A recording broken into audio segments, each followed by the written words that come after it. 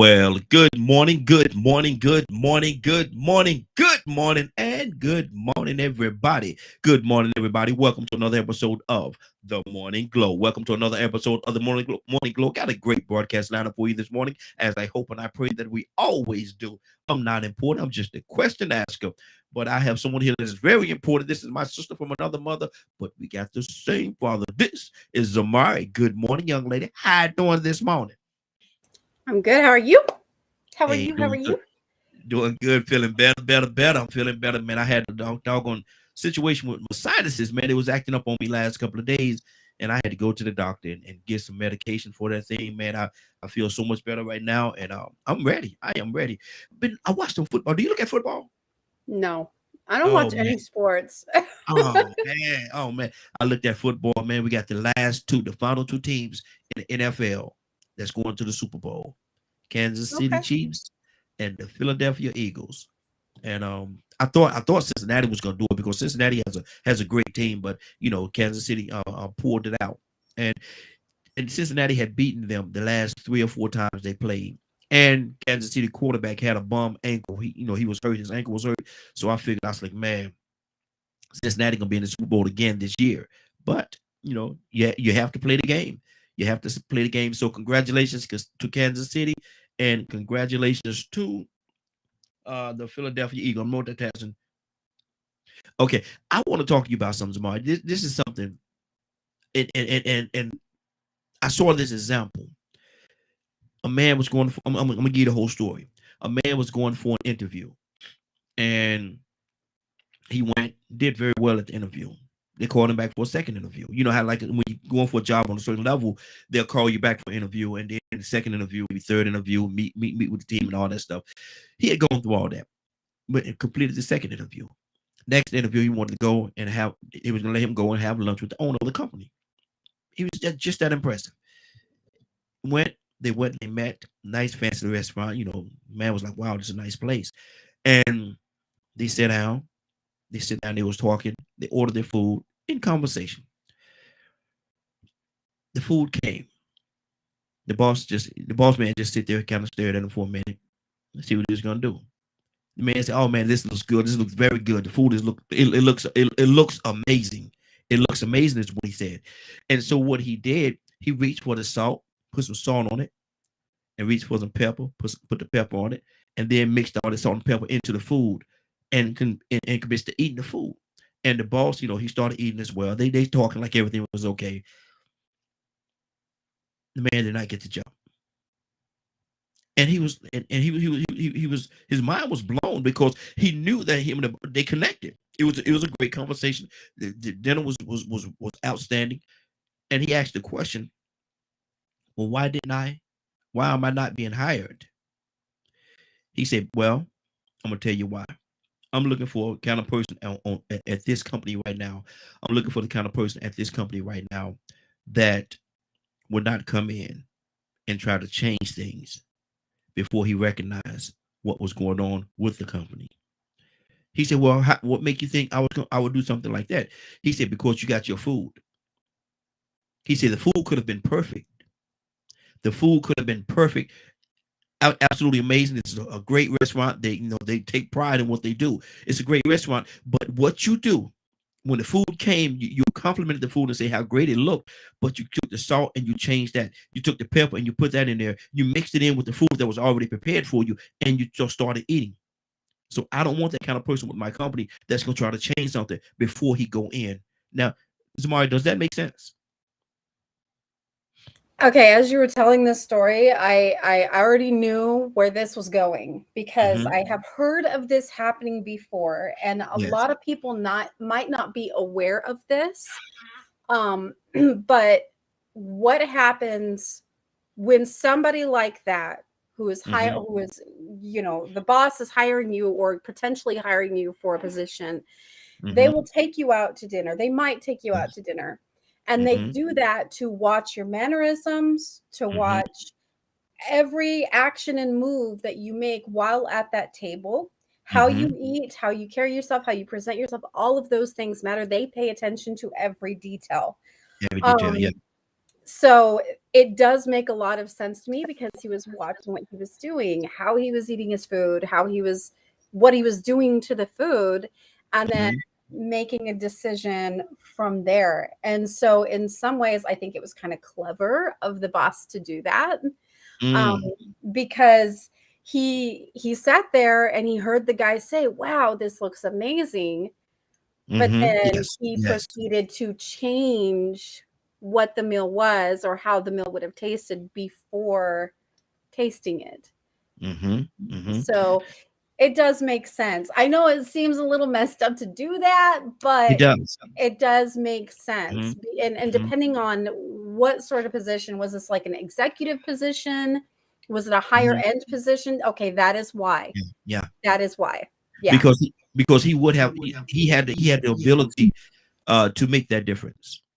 He had the ability to make a difference in the position that he was going to hold in that company. But what if he would have been a great employee though? What if he would have been the one that could have and most companies is concerned with the bottom line. What if he could have increased that bottom line?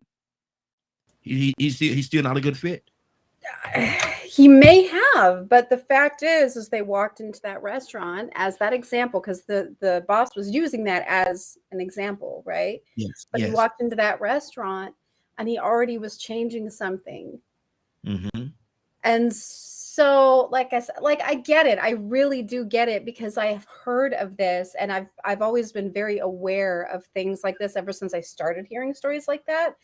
So for me, it always goes back to presentation, how we present ourselves, right? Like what we were talking about with women dressing up. Do they dress up for themselves or for other people? And I had said, like when I go out to a dinner with my husband, whether it's with coworkers or whatnot, I'm presenting myself in a similar, whatever particular way. And because I'm aware of stories like this, I am very careful with how my posture is, with how I serve myself my food, everything that I do, because every little minuscule detail, especially when you're in those higher positions, they pay attention. They pay such close attention to every behavior. Is it or could it be borderline judgmental when they judging you based on how you do those different things? Because if somebody have a certain twitch, if somebody have a twitch, people are very insensitive to people medical conditions and stuff like that. They would come at that person because of their twitch. They would, but typically that's something that you would be aware of because that would be on their medical paperwork, right? If it was a medical condition. Then they wouldn't really hold that against you. But if it's something that's not medically recognized and you have that, if I were a boss, and if I noticed it, I would maybe mention it. If I'm looking at you as a hiree, I'm going to hire you. You're a potentially somebody I want in this position. I would definitely ask that question. I would not hold back on asking that question as to what's this about, but see the thing about it, and I love how you describing this, and I love how you are tackling it, but because of the fact that what does that say about them? Just because of the fact that maybe they just like salt, maybe they just like pepper. I mean, does that necessarily? I like it too, but I understand where the executive was coming from. Like I said, so I don't really have a biased opinion. Is it unfair to the person that was looking to be hired? I mean, yeah, because to him, it could probably feel like he was completely bamboozled and railroaded, but again, this is why if you're hiring or looking to hire into a position of something like that, right? You should know those things. You should know that they're going to take you out to dinner and kind of test you a little bit. You should already know and be prepared for that. But I mean, you could so much as sneeze into your napkin or something, into your napkin, and they would take that any kind of way. So that's why, and that's my point. Is it that dinner could, because of the fact that if a person knows what they do or how they do it, you could be walking on eggshells. Throughout that whole meal, because what are they going to judge me on? What are they looking for? And you can't be your original authentic self because you know that you're being judged, you're being looked at, you're being examined, and you may represent yourself in not the best way because you're just trying to represent yourself so well, if that makes sense. Yeah, it does. But okay, so you said your most authentic self. If you're a Yeah. professional businessman of any sort, Mm-hmm. me as an average consumer, I'm not looking for you to be your most authentic self. I'm looking Mm-hmm. for you to be professional. Yeah. Yeah. Okay. That's good. That's good. That's good. Badger, good morning, sir. How you doing this morning? Morning. Boy, you sound like you sound like a ball of energy. I just woke up.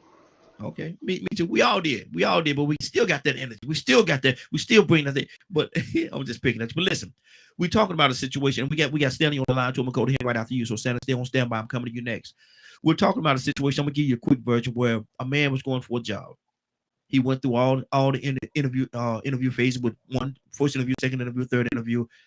Fourth interview was a meal with the boss.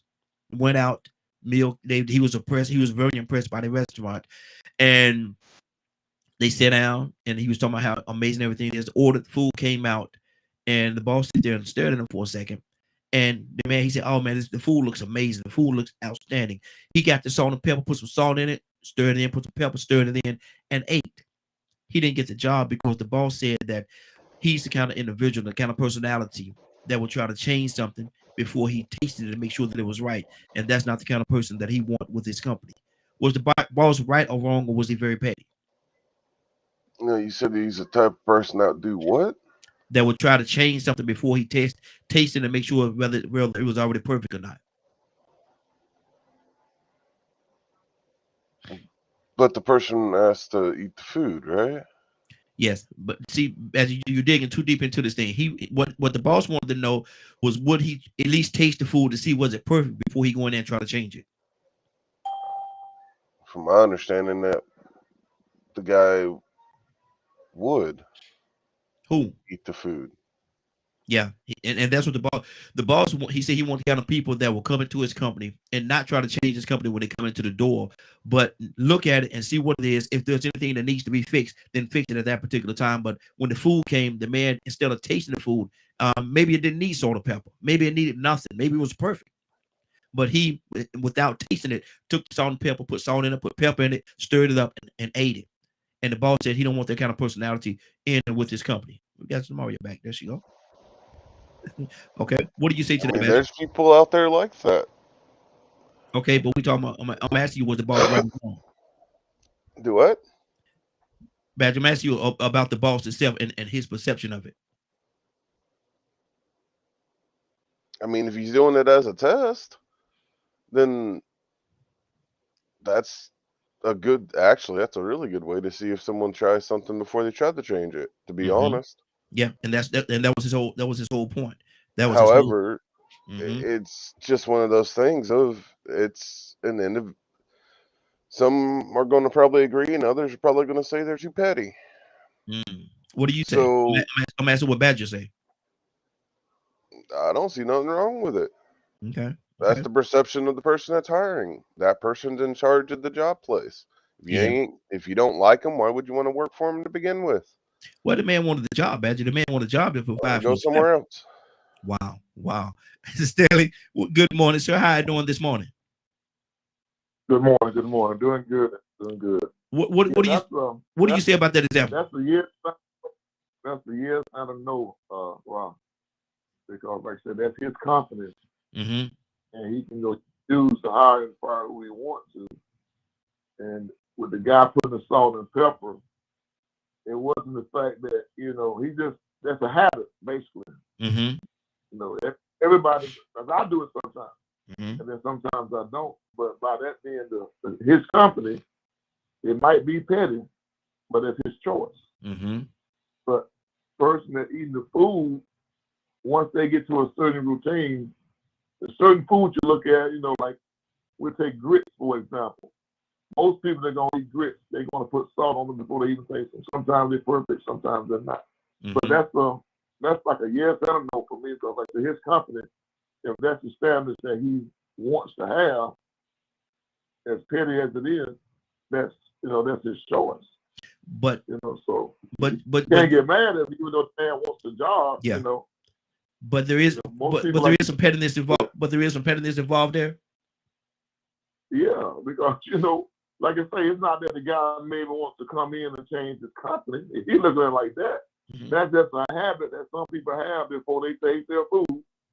They're gonna put some hot sauce on, they're gonna put some salt and pepper on or whatever. But it's not that they want to come in and change the company necessarily. It's just that the certain habits they have. But like I say, he's the owner. He can make that petty choice if he wants to. Okay. It's kind of crazy, but see, and what it was, the boss was looking at it as a personality trait, that type personality coming in. And if you have that kind of personality, I don't want that personality. I don't want that energy in my company, because you're gonna come in here and try to change something before. It's not necessarily a personality trait. Most of the time, it's just a habit. If you've been doing something a certain way for 20 years, he could have been the best worker that man ever had. That doesn't necessarily mean he's going to come in and try to change something. He may see something wrong in the company, might try to change it later, but that doesn't necessarily mean he's going to come into the company right then and change it. So that's prejudging that brother or that sister or that man or whatever. Do you think people prejudging him on a habit that he has? Do you think people are creatures of habit? Do you think the habit he has with his food is a habit that he has in the work ethic? Work ethic. I see you. But he's looking at a tunnel vision. If he does that to his food, he's going to come in and try to change my company. That's not necessarily his personality. That's just his habit. Okay. Do you think people? Do you think, Stanley? Do you think people are creatures of habit? And if that be the case, then that trait could roll over and filter over into another area as well. I don't think it was necessarily your work habit. Like I said, he could have been the best worker he ever had, but he never gave him a chance because he judged him on something that really has nothing to do with him coming in and changing the company. That's just the way he eats his food. That doesn't mean he's not going to get to work 15 minutes early. That doesn't necessarily mean he's not going to give them 150% on the job. You know what I'm saying? But he didn't give him a chance to, because he judged him on the habit of salt and pepper his food or his taste buds. You know what I'm saying? I understand. He's got a bad habit as far as work ethic. Yeah, I understand what you're saying, but let me go to Zamari. Then we're gonna go to Tucson. Zamari, what's in your heart? I saw you over there. You was like, man, what's on your heart? So the thing that you're leaving out is the type of position, though, when you're asking this question, right, Raheem? Yes. And you're leaving out the fact that this is a higher up position. This is an executive type position. Yes. And so we have to go back to, like I said, this is something that people in that world will do to put you to the test.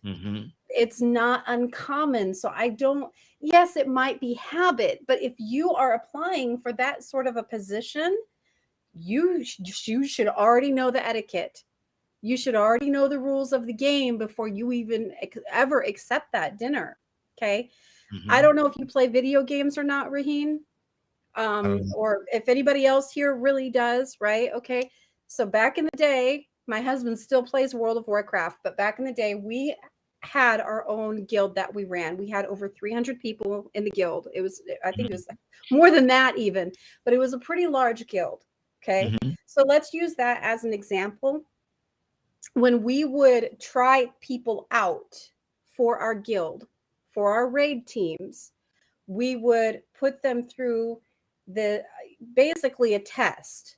Okay. If they were a tank, if they were a healer, if they were a damage dealer, whatever their role was, we would run them through almost like a gauntlet and put them to the test, like through this rigorous type test.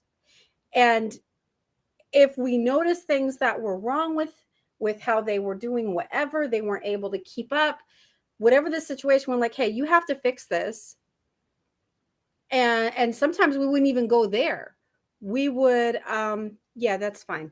We would, if we didn't think they were worth our time, we wouldn't even go there. But if we did so much as think so, or they would even come back and say, well, why didn't I make the cut? We've done, well, we gave you instruction. We said not to do this or to do that or change this or change that. You didn't want to change it. Or and that's why we're running the gauntlet. We say, hey, you should do this instead. But because they're so stuck in whatever they want to do, right? Like, you're not cut out for this. You're not what we're looking for. But we never told them what we were looking for because we wanted to see how they were going to perform on their own terms. We wanted them to do that first. And so either they made the cut or they didn't. So you can't really test somebody if you're telling them what you're expecting, what's going to happen ahead of time, right? You don't tell them the test before the test. You don't give them the answers to the test. Yeah.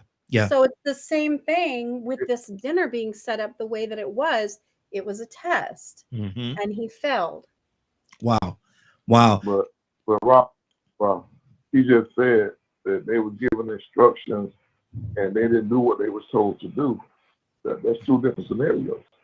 But it's not really because I said we didn't always do that. You said that when y'all failed because we gave you specific instructions on what to do and you didn't do it.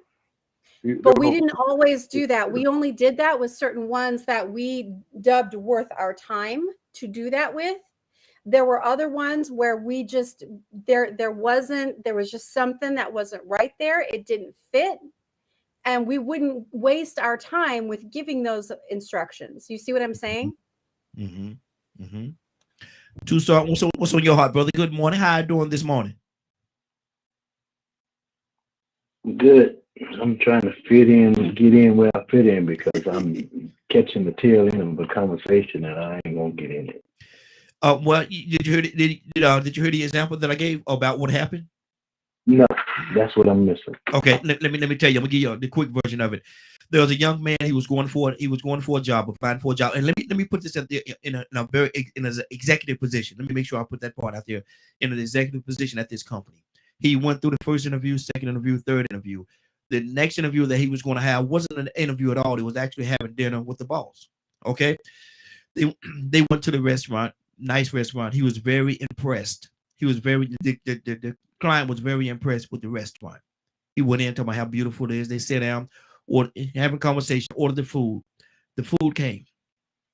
The boss sit there and looked at him for a second. The food came and the guy said how amazing the food looked. Man, it looks amazing. It looks delicious. It looks amazing. He picked up the salt, picked up the pepper, sprinkled it in the food, stirred it in, and ate it. The boss did not give him a job because he said, I don't want anybody at my company that's going to change something before they taste it and make sure that it's okay. Because of the fact that he added salt and pepper into that food before he tasted it, the boss said, you're not the personality for my company. Was the boss right or wrong, or was that just super petty?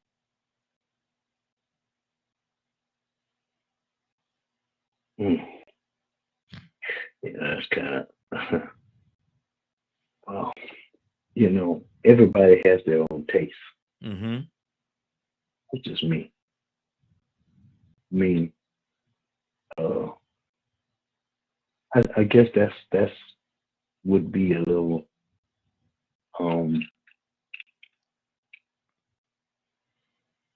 I guess that he might have been trying to check out to see what. That don't make no sense to me. I'm just saying it just don't make no sense to me because I got my own taste. I mean, there are some people automatically. Matter of fact, my wife does that. She cooked the food, seasoned the food, and she put salt and pepper on the table automatically. Before she tastes her food, she asked me, do you want some? I said, I want to see what it tastes like. But that's me. But if somebody else, what she does is she automatically, she didn't know that she seasoned it. And she adds salt and pepper. Wow. And I'm like, okay. Now I'll taste it and see if I need something or anything. So I mean, you mean to tell me that you want? Let me say it like this and I'll shut up because that don't make no sense to me. We live in a petty world. We live in a world where people try to fit everybody in the same box. And it's actually unfair. But this is the world we're living in. And so that's one reason why I kind of, it just, I'm glad I'm at the age of retirement. That's stupid to me. Wow. Wow. I'll leave it like that. Okay. But it is his right, correct? That's his right. It's his company. So you might be losing a valuable employee. Okay. Okay. Because if let me just say this. If I need somebody to help me, if I'm a wise leader, I listen to somebody, not just dictate the way things are. If you want help as a leader, you listen. You don't just lay it on the line and say, this is the way it is. I'm leading in this way. And if you can't follow the way that I'm leading, go somewhere else. That's sad. Yeah. Okay. Badger, talk to me, brother. What's on your heart? It's kind of like what I was saying earlier. I'm going to be honest. I'd probably do salt and pepper depending on what it was myself. And if that's what that boss says, I wouldn't want to work for a boss like that to begin with. Why not? Because food and job normally don't mix. No. Now, if I was coming to work at a restaurant, that'd be a different matter. Because I'd want to taste the food without all that stuff. Which is what I normally do. When you say food and job don't mix, maybe that was a standard that he used to judge as a judgmentation of what kind of personality this is that's sitting at the table with him. And rather he want to bring that type personality into the company that maybe the company is very successful. I'm a firm believer you don't mess with a person's food. So that's why when you brought up the question earlier, I thought you were talking about somebody getting a restaurant job. But if you're talking about someone just being like an executive at some big company and they were taken to a restaurant, that changes things. But Badger, I could see, and like I said, I try to look at both sides of the coin and try not to lean on one side or the other. But I could really see what the boss was saying in regards to what he was doing, because he wants somebody that's gonna come in. If it ain't broke, don't fix it. Don't try to come in and don't try to change it. Don't try to change what it is. And he used and he used the food as an example. What type and it was a judgmental type situation. What kind of personality is this that I'm sitting with? Are you the kind of person that's gonna come in and try to change? And people might say that's so petty. That's so petty. What does food have to do with it? It's not the food. It's the action. What is the action? What are you going to do? Are you gonna come here? Are you gonna taste the food? And if I think had he tasted the food first and said, oh, maybe could use a little salt or maybe could use a little pepper, I think he would have gotten the job. But that's just me talking. Finish your thought, brother. I don't know if that's true. I've come across bosses like that before, and notice I said bosses. I was quite glad they didn't hire me. Because they ended up being very stuck up human beings and not very fun to work for. But I've also been with the ones that go, you changed it, why? Without even trying it. And the person, if a person goes, it's habit. Or, I could smell it and I wanted to add something to it.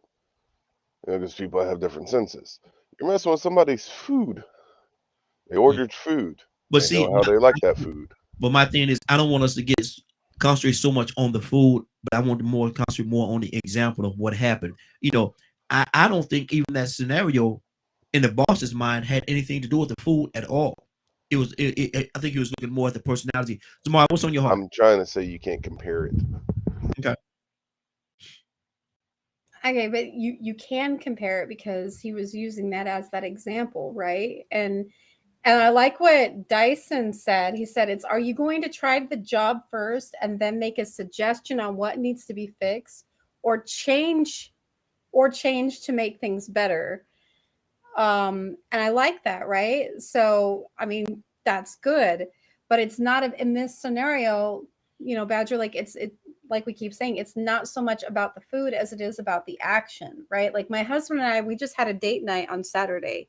We went to there's this little Asian restaurant that we love, and we tried some different things. And for the first time, we had these shrimp dumplings, which, by the way, are amazing. They melt in your mouth. They're so good. But typically with a lot of Asian food, right? Most of the time, what do they put on the table for you? They put soy sauce on there. You put soy sauce on your stuff, right? My husband was the first one to try it. He tried it, and I'm over here and I'm already putting the soy sauce on top of the dumpling. He goes, "No, what are you doing? Don't do that. It's good just the way it is." I was like, "Really?" Yes, yeah. So, but then after I ate it with the soy sauce, I was like, "Okay," because it had the lemon too. Okay. And I was like, okay, maybe not with the soy sauce. So then I tried another one without it. And I was like, oh my God, this is perfection. But see, I had already done that same thing, like what you're talking about, what this man did. I changed it before I tried it. And it was already perfect the way it was. Yes. That's good. So, That's good.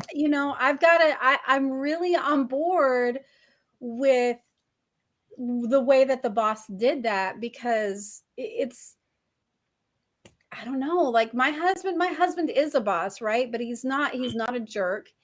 And he's definitely not in a position where it's like that executive type position. This is a working job, right? He's on the floor with his guys. He's doing the work too. But when he hires people in, he's just a different human being. If he were to go and apply for an executive type position, absolutely he would carry himself differently. He would conduct business differently. If he were hiring somebody in for an executive job, he would look at that from a different point of view, right?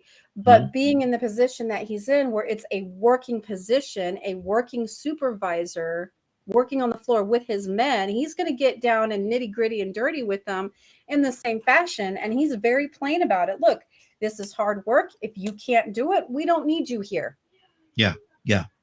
Exactly. And he'll even show them around the warehouse, show them what's expected of them.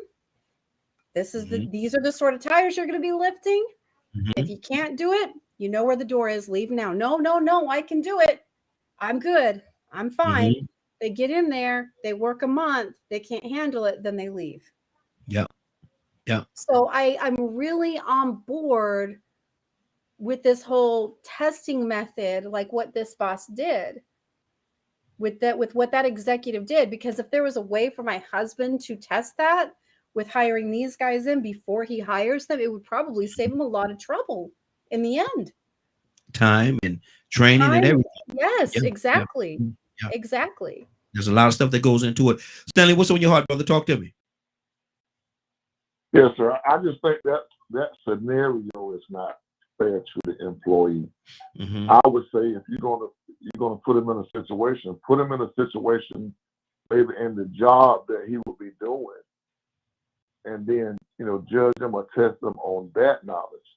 Because you have to look at a lot of people they come from different backgrounds, different environments. So to judge someone in that particular scenario would not be a fair judgment. But if you put them in a situation that's going to be their job, something that they're going to be doing, something that's going to affect your company, progress or decrease or whatever, then I would judge them on that.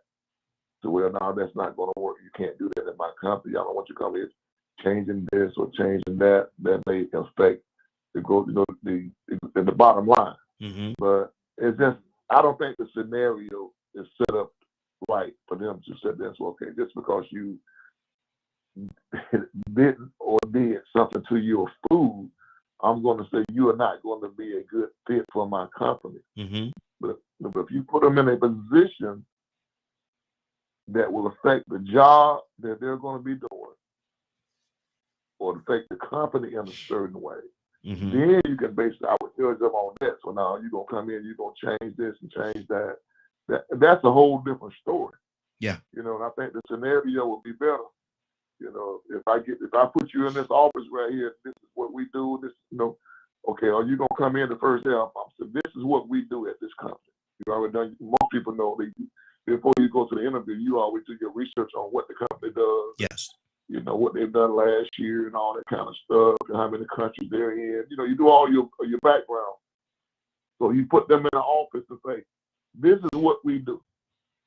And then at the end of the day, you go back and say, if they come to you with 50 ideas on the first day, yeah, you know, if you don't like any of them, and they're going to do something to affect your company in a negative way, I would judge them on that. But just to sit down and say, okay, well, I'm going to judge this man or this woman on the fact that they're adding salt, pepper, whatever to their food before they taste it. That's not a fair scenario, no matter how you look at it. You got to put them in a position where their job is, if it's going to affect your bottom line negatively or positively. And I think that would be a better way to test somebody than, you know, on that scenario about the food. I don't really agree with the food thing. Okay. That's but good. The job thing would be, though, situational in the job would be better to test than the food. That's just me personally now. Oh yeah, absolutely. Absolutely. Tucson, what do you say to that?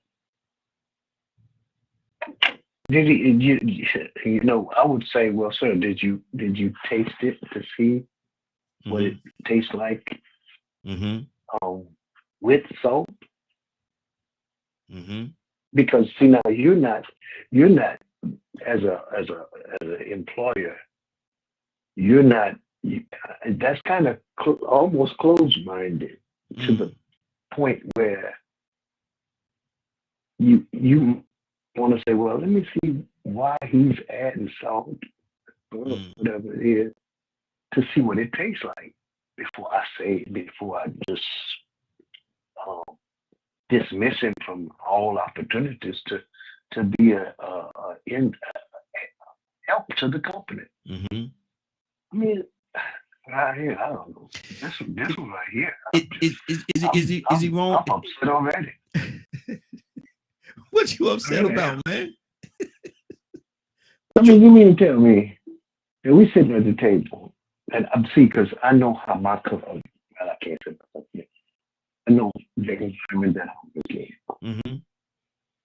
And I know people, instead of them giving you sometimes everything that you need, what they do is go the long way around about talking about nothing to try to say, okay, they say, you got the job, now figure it out. That's stupid. Yeah. That's ignorant. That's not my ignorance, because if I'm already beginning at the start of the job, and this is not a bad word, I am already ignorant. It's your job to supply me with the knowledge and the equipment or the things that I need to make my job not only what you want it to be, but to make it better. You always want to be better than what you are. Otherwise, your company either will stay the same or fail. Wow. Because I'm just saying. So you think the boss was wrong? Why would you have salt on the table? There's a reason why you got salt on the table, sir. What? If you don't want it like that, the timing. Take the salt out the company. but I think what we're concentrating on a lot is the timing of it. Had he, like I said earlier, had he tasted the food and stirred it up, tasted it, and said, you know what, maybe it could use a little salt, maybe it could use a little pepper. Hey, can I get some hot sauce, or whatever it is that they want? You know, that I think that's more along the lines of what the boss was looking at, or making his stupid. Huh? I'm sorry. He's stupid. I'm sorry for saying that word, because that's kind of like it. I mean, really, He must be from down south. Now what the world down south got to do with it? Now hold on now, Tucson. Now I can't let you. Hey, don't start talking about down south. I've been down south all my life, and I know, brother. If you down south, you know how they operate. Come on now, you know. Not all though. Not all. Exactly. Let me go to now. Look, hey, wait a minute now. Now here's another thing. I'm from Louisiana. Okay, we're gonna add something to spicy food. You might think that's crazy. But automatically, they say we put hot sauce on cake. Yeah. And sometimes automatically. Sometimes you do. Popcorn and all kind of stuff. Yes, sir. But see, I think we're concentrating more on. I don't think we concentrate on the idea of where he was coming from when he when he did it, or when he made this stuff. Maybe that's the reason why he wanted to have the dinner. Maybe because this was the last step before he got the job. Executive position, making decisions in this man's company. And so maybe maybe he's looking for a certain personality, a person that's gonna come in and go with the flow first before he try to disrupt the waters. So not necessarily a puppet. I wouldn't say that either. I wouldn't say puppet.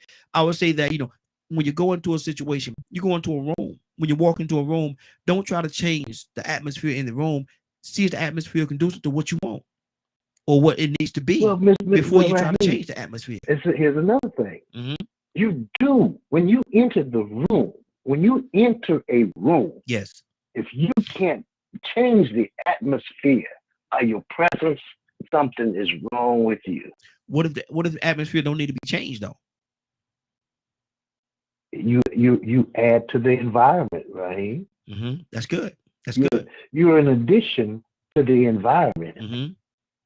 So did you ever see a woman in a red dress come in the room? Yeah. Boom, there it is. Oh Lord, see, you done took a turn on me.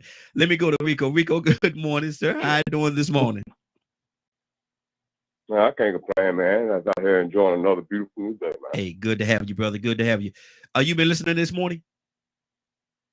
Yeah, I've been trying to hang in. Okay. What do you think, man? Was the boss right or wrong? What do you think about that?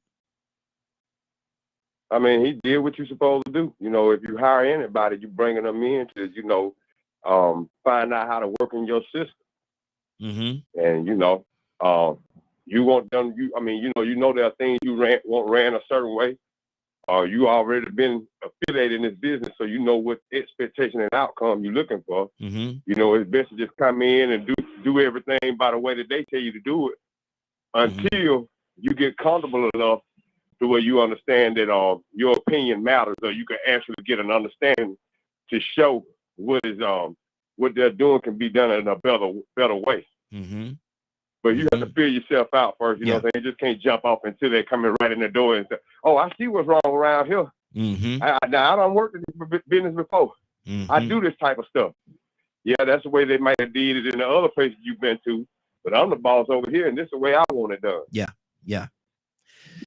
And so I think it's automatic that you should know to go into a situation like that, trying to fit into a puzzle that already exists. You just want to be that piece that they could put in to fill in that spot that's missing. We concentrating a lot on the salt and the pepper, but I think it's much larger than just the salt and the pepper, Rico. I think it's more or less a personality type situation, and he wanted a certain individual in his company. Now, somebody said that he wanted somebody that's a puppet or something like that. I don't necessarily even think that it's a puppet. I think that he wants somebody that's going to come in and that's going to fit into the equation and help assist in moving the company forward without trying to check it out first. Taste the food first. And when I say taste the food, I'm talking about the environment of the company. I'm using the food as an example of the company. Taste the food first. And if the food is good, then eat it. Enjoy it. But if it needs something, then add it. What do you say to that, Rico? Well, that goes back to what I was saying. Sometimes the puzzle is already there, but somebody lost a piece. Yeah. So they just need a replacement to fit that perfect piece of the puzzle to make the puzzle complete again. You might have to call the company and get that replacement, but that piece needs to be the exact cut of the piece that you lost. But that puzzle still ain't gonna be right. You might well throw the whole thing away. So you need that piece to the puzzle to work. That person that knows the procedure of that particular company. You know, it may be different in that environment because they started a different type of trend, and the customer, the base consumer base actually, you know, has adapted to that trend. Yes. You know, have you ever been to a restaurant where you see that they eat peanuts and throw the shells and everything on the floor? Yeah. Yeah. That is like bad housekeeping. I wouldn't bought up to eat my food and throw the excrement or the trash on the floor. So when I went to these certain restaurants where you could do that, man, I found myself doing it, but at the same time feeling uncomfortable. But I saw that was the customer of that restaurant. I just throw them on the floor. I'm like, what? Throw it on the floor? I started doing it. Yeah. But that was the way that restaurant worked. And guess what? The people that worked there had to learn that they had to go around there and sweep up peanut holes that probably was unnecessary had they just told people to not throw stuff on the floor. Yep. But just think that is the concept of that restaurant, to be able to eat free peanuts and throw the shells on the floor. Don't matter, don't bother. So I mean, you know, it's they created an atmosphere and a trend in that culture. Maybe it is because of the season, whatever it is. But you have to stick to that formula. You have to stick to that. You have to stick to that formula, or you know, get in there and fit in good and understand. I mean, you might not even understand. You might go, "Hey, this is weird," but this is what they do. But after a while, you still can start finding certain things where you know, okay, this can probably be improved, and they won't mind if I mention this. But this right here, I won't touch. Yeah, they're gonna throw them peanut shells on the floor, and it ain't no need of me even bringing up how nasty, unkempt that is for customers to do it. No disrespect. This is their custom. This is their culture. So exactly. You know, you have to just go in knowing what the agenda is and what their trademark is or whatever, and go with the flow. Good deal. Good deal. Good morning, Mr. Hicks. How you doing this morning, sir?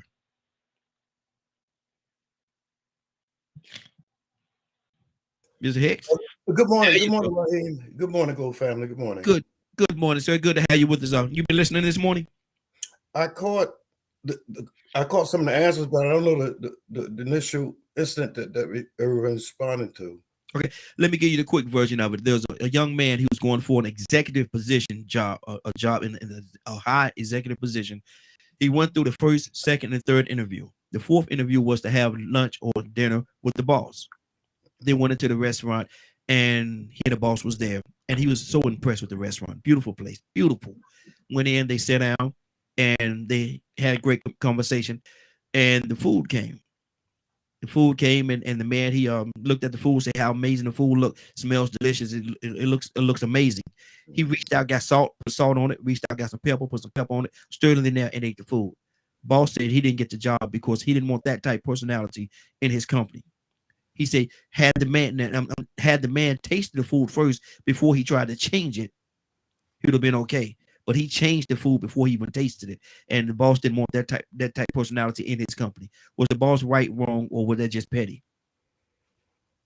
Oh, right and wrong. I don't know. Right and wrong is sort of flexible. That depends on people's perspective. I mean, legal. When you say legal and illegal, it's sort of like what a bunch of people agreed on. I think that when you're in business, you have the latitude to make those kind of choices.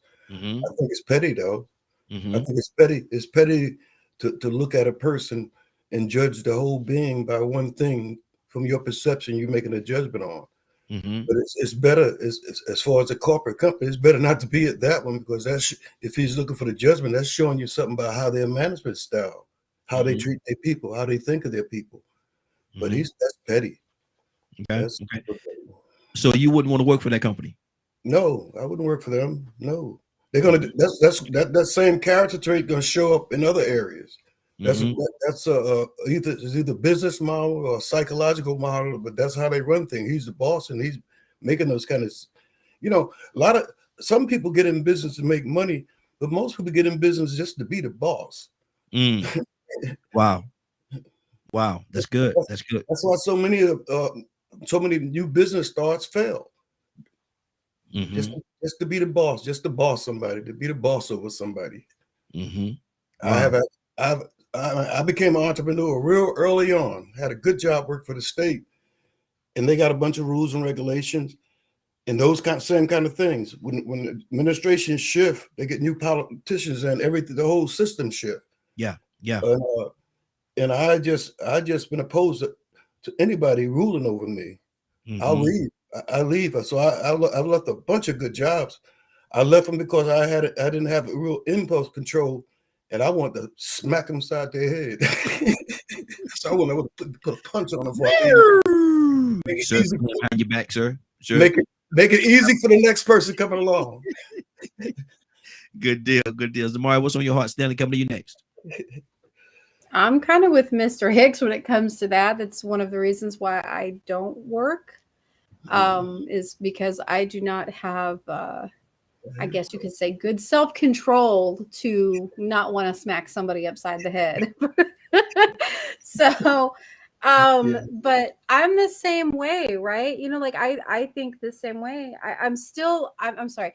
I still have the same opinion about this man, the boss, doing what he did with the food, because like I said, I've heard of these situations before where bosses who are hiring in executives or other people in high positions where they do these things. And, you know, people are saying, you know, well, you can't equate that into their work ethic. Well, you kind of can, right? Because if you're watching somebody sit there and let's just say they're completely manhandling their food, and they're being sloppy with the way that they're eating, and they're really not taking any care to wipe their mouth or make sure that their clothes aren't getting messy.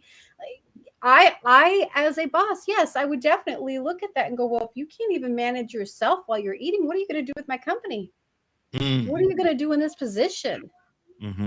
Right? You know, so I again, it's an example of how, when they're coming into the company, how are they going to represent that company? What are they going to do? What are they going to try to change or not change? Or are they going to handle business sloppy?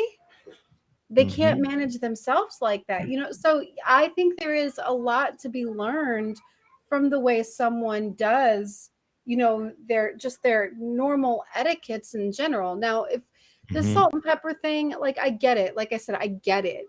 But I don't know that I don't know. If I had that mentality, I can't say I wouldn't do the same. I think I would. I just think I would, because you're not just protecting your investment, your company, right? You're protecting so much more than just that, because there's all these other people that you have in your business that are relying on you. Let me ask you this, and like I said, I'm trying to stay on a neutral ground here, but let me ask you this: if this person has gone through 3 interviews already, they've gone through 3 interviews, and the last step is to have this dinner. Evidently, 3 of those interviews went very well. And there was something good about this person, that they had the first interview, then they had the second interview. Something must have been good about that interview. Now they had the 3rd interview. Now they're to the point where, you know, they're going to go and allow this person to have dinner with the owner of the company. This person has to have some good qualities have to be in this person. And like I said, I like to try to deal with both sides of the coin. And for the person to make it through 3 interviews, something was good about this person. Something was good about their personality and their history, and something was good to make it to this point. Is that salt and pepper enough to disregard all of that? Okay, so the boss may have said, hey, I want you to interview this person. Okay, then I want you over here to interview this person. They make it past those, then I want to interview them. It might have been like that gauntlet, right? Like you deal with it on this end, you deal with it on this end, and then I will make the final judgment call. He's the boss. He has the right to do that. That's his prerogative to do that. So, I mean, it could have been set up that way. And yes, he very well may have had amazing qualities, right? But let's look at the other side of this too. Now that gentleman who did not get this particular position has a better understanding of what he really wants. Because now he knows, right, what kind of company or what kind of people maybe he doesn't want to work for. Maybe that's too rigorous of a detail or whatever. He doesn't want to deal with that. So now we can either say he's going to be angry and never hold another executive position ever again because he's got that going on, right? Or he can move on, learn from it, and become better for it and find a position that better suits him. So maybe on the other scope of it, maybe it was better for him that he didn't get that position based on that. Maybe that wasn't a good fit for him. Okay. That's good. Stanley, what did you say to that? Because, if the man has made it through the first 3 interviews, something good had to be about him. So what do you say about that part? Rico, coming to you next. Yeah, and as we were saying earlier, man, good leaders create what? Good followers. No, good leaders create other good leaders. Oh, okay. Well, he was good followers, He was trying to be another follower. Anybody can follow, everybody can lead. So, like I said earlier, I think if he made it through those first interviews, he should have put him in a scenario dealing with the job to see if he would change anything on the job. And like the lady was saying before me, as far as sloppy food, yeah, if somebody eats sloppy and handle themselves sloppy, they come to an interview sloppy and all that, that's a totally different situation than just adding a little salt and pepper.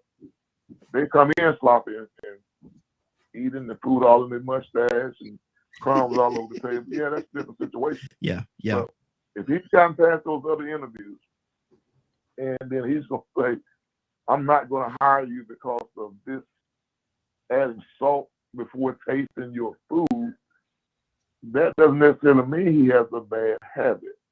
That's just his habit. That's just how he grew up and the environment he came out of. But I will put him in a situation that of the job. I'm gonna put you in this office or put you with this person and see if you're gonna try to change what this person has been doing that's been successful in my company.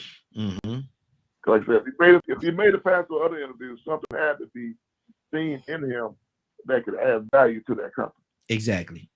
That's good too. That's good. I'm gonna read something. Hold on for a second here.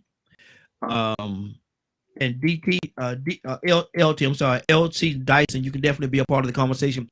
Just give us a call at 508-924-3521. 508-924-3521. Give us a call. LT said, it's like a car. It looks good. It sounds good. Passes all the safety inspections. It has everything you want. Then you get it to test, get to a test drive, and it doesn't feel good. It doesn't feel right. I'm sorry. Would you still buy it? Rico, what's on your heart, brother? No, I wouldn't still buy it, man. But I mean, honestly, man, like the scenario that you brought up, if I had approached it in real life, I wouldn't have spent this long on it. You know what I'm saying? It wouldn't have been that long for me to even concern myself with it. I mean, so you could, really just listening to it, you could probably go to the next person because it ain't nothing else really I could hear that need to be said. I mean, you could go back and forth about the same thing over and over and try to make an issue out of it, but it is what it is.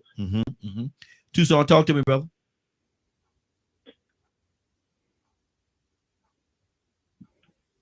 Thank you for your time, sir.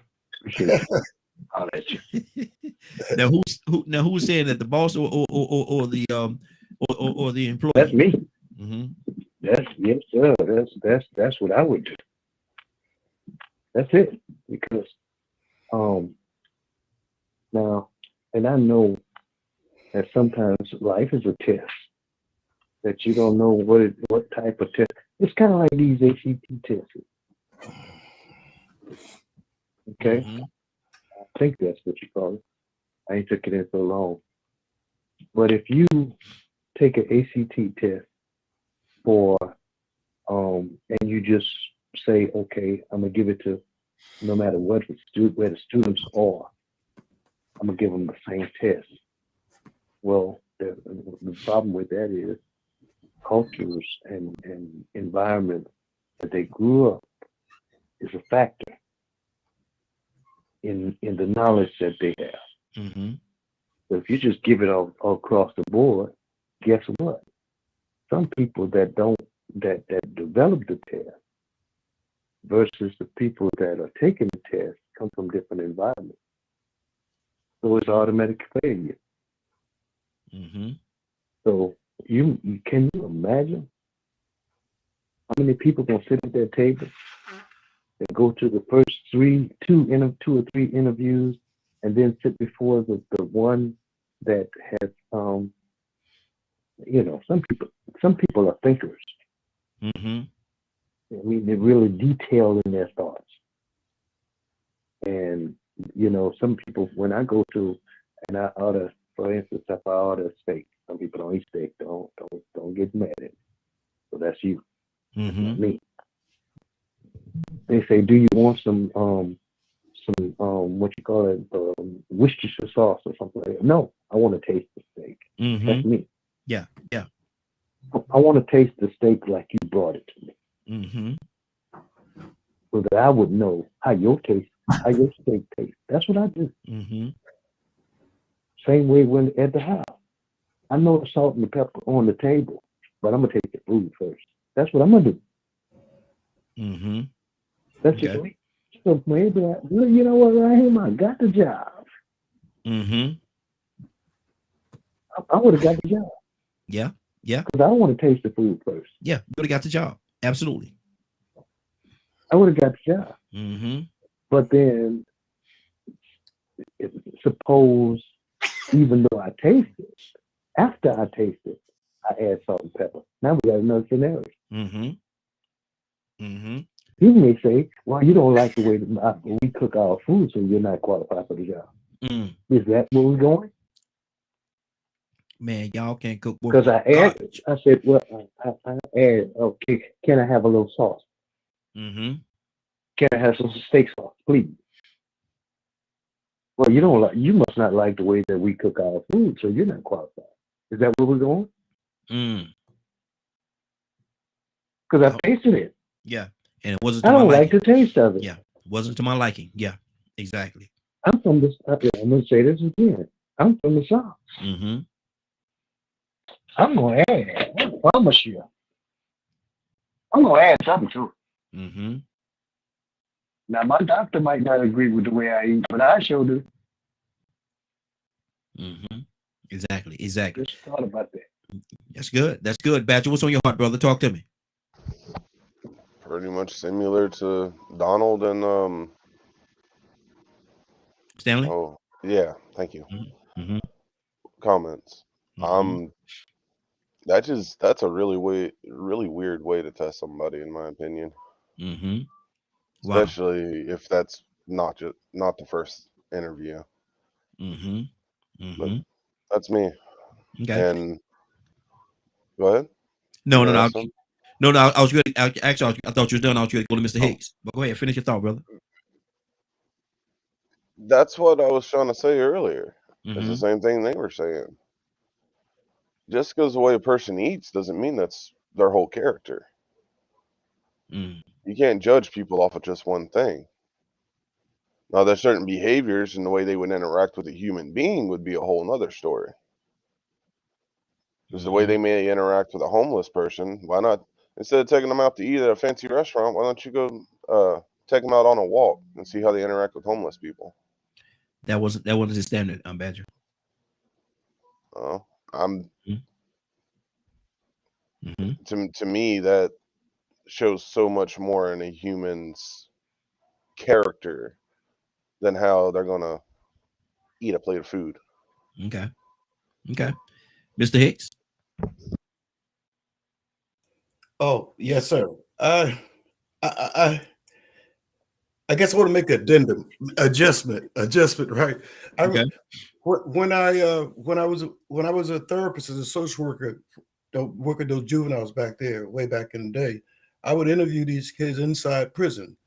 I would go inside the juvenile facilities. I would go to the facilities, and there were certain things that I look for in the personality and how it would fit with the other people I selected for this group. Mm-hmm. It was a small group, and it was a certain profile that I was looking for, and a lot of it was intuition, Mm-hmm. and a lot of times it do be little. I did make a judgment. Okay. I did make a judgment whether I was going to let this person join the program based off certain things that he did or said in the interview. Mm-hmm. So in a corporate environment, I guess if you got a brand and you're trying to stick to the brand, yes, and you don't want to deviate from that. Mm-hmm. You want the culture, because when you start a group, you build a group and you build a culture with the first group, and they would pass this culture on to the next group. So by the time I had ran 6 groups, there was a culture already established where the hard work was already done for me, because they would come in and the other group members would familiarize them with how things go and what the expectation was. So I can see making that, but at the same time, it's obvious. Maybe I made a lot of mistakes too, making those snap judgments. But that's part of recruiting. That's part of the process. If you want to keep a brand or keep a culture going. Yeah. So I backstep, but I do that a lot. I'm that's flexible. Well, that's life. I'm never. As soon as I find myself sitting on a solid point and defending my ground, more information coming. I say, oh man. Now I got a choice. I'm not going to go with the same information. I'm not going to make the change. Mm-hmm. But, so that's good. I changed my mind. And that's a good thing. I wouldn't slap. You wouldn't slap. I got you. Let me go to Zamara. Then we're gonna change up on the topic a little bit. Zamara, what's on your heart? I thought of another situation that you could equate it to that maybe would be a little more fitting. Mm-hmm. What if let's just say any one of us are applying for this same job. We get asked to dinner by the boss, and he tells you can order anything on the menu that you want. Mm-hmm. Do you order the most expensive thing? Mm-hmm. That's good. That's good. I mean, because he's going to look at that, right? He's still going to make a judgment call based on what you're ordering. Mm-hmm. So do you order the most expensive thing? Are you modest about what you order? Do you order the cheapest thing? Mm-hmm. What would you do? I would probably go mid-grade. I would probably go mid-grade. I wouldn't get the most expensive, but I certainly wouldn't get the cheapest, and probably find something right there in the middle that's to my liking, and going that route. That's a totally different thought, though. That's a totally different thought. Anybody have anything else they want to say on this before we move on to something else? Okay, good. Well, I can sort of get it because you have this this thing where you have to understand that if it ain't broke, don't fix it. Yes. So if you're coming into a situation that's already successful and you looking to be a part of that situation, maybe you need to come in and just get on board and go with the flow.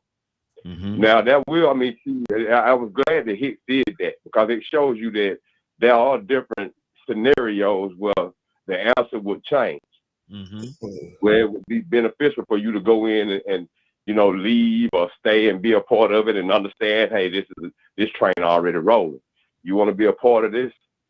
If it's already successful, you know what I'm saying? What can you come in and do immediately talking about needs to be better? Maybe you need to come in and work for a little while and understand why we haven't already gone in that direction. We already thought about that. Yeah. It won't work. So, you have to understand that, the ball is already rolling. Sometimes you just got to jump on it and hang on, but now there are some situations where you might go into a job and you see that they got you doing some stupid stuff. Yeah. You're like, well, wait a minute, man. Y'all got me doing this, and then I'm going back repeating this step. When really and truly, I can kill 2 birds with 1 stone. And after you work that long enough, you might go ahead and conform. You might say, well, I'm going to go ahead and do this because this is the system in place. This is what's been working for them. Before I got here, they was already doing this. But after a while, I started saying, wait a minute, man, this don't make no sense. I might go ahead and start doing it on my own, but I got to make sure that I got my bed made good enough. You get what I'm saying? I got to make sure that my feet are solidly on the ground before I start doing things like that and then making suggestions. You know, normally that's when you start working your way up through the ranks. I mean, you know, I know you said this was an executive position, you know, but you have to work your way into this person's good graces where they could trust your opinion, and they can also see that you bring another value that you didn't even expect. Exactly. You know, oh man, I didn't even pay attention to that. I'm glad you caught that. That's a good idea. You know, you have to find a way to bring that to the table, and at the same time, not disrupt the ego of that owner. Exactly. That's good. That's good. And a lot of times that's what it bears down to, ego. You know, it's my company, do it my way, or you just won't be here. You just won't be here. If you can't, you know, don't come here trying to change nothing. I've been doing it like this. We've been doing this like this for years. We don't need you coming here. We giving you a job. Do the job we hiring you to do, and this is what the job is. Can you do it? And that's a lot of times that's what it falls down to. Is that right? I don't think that's right, but it is what it is. Stanley, you have anything you want to say before we move on?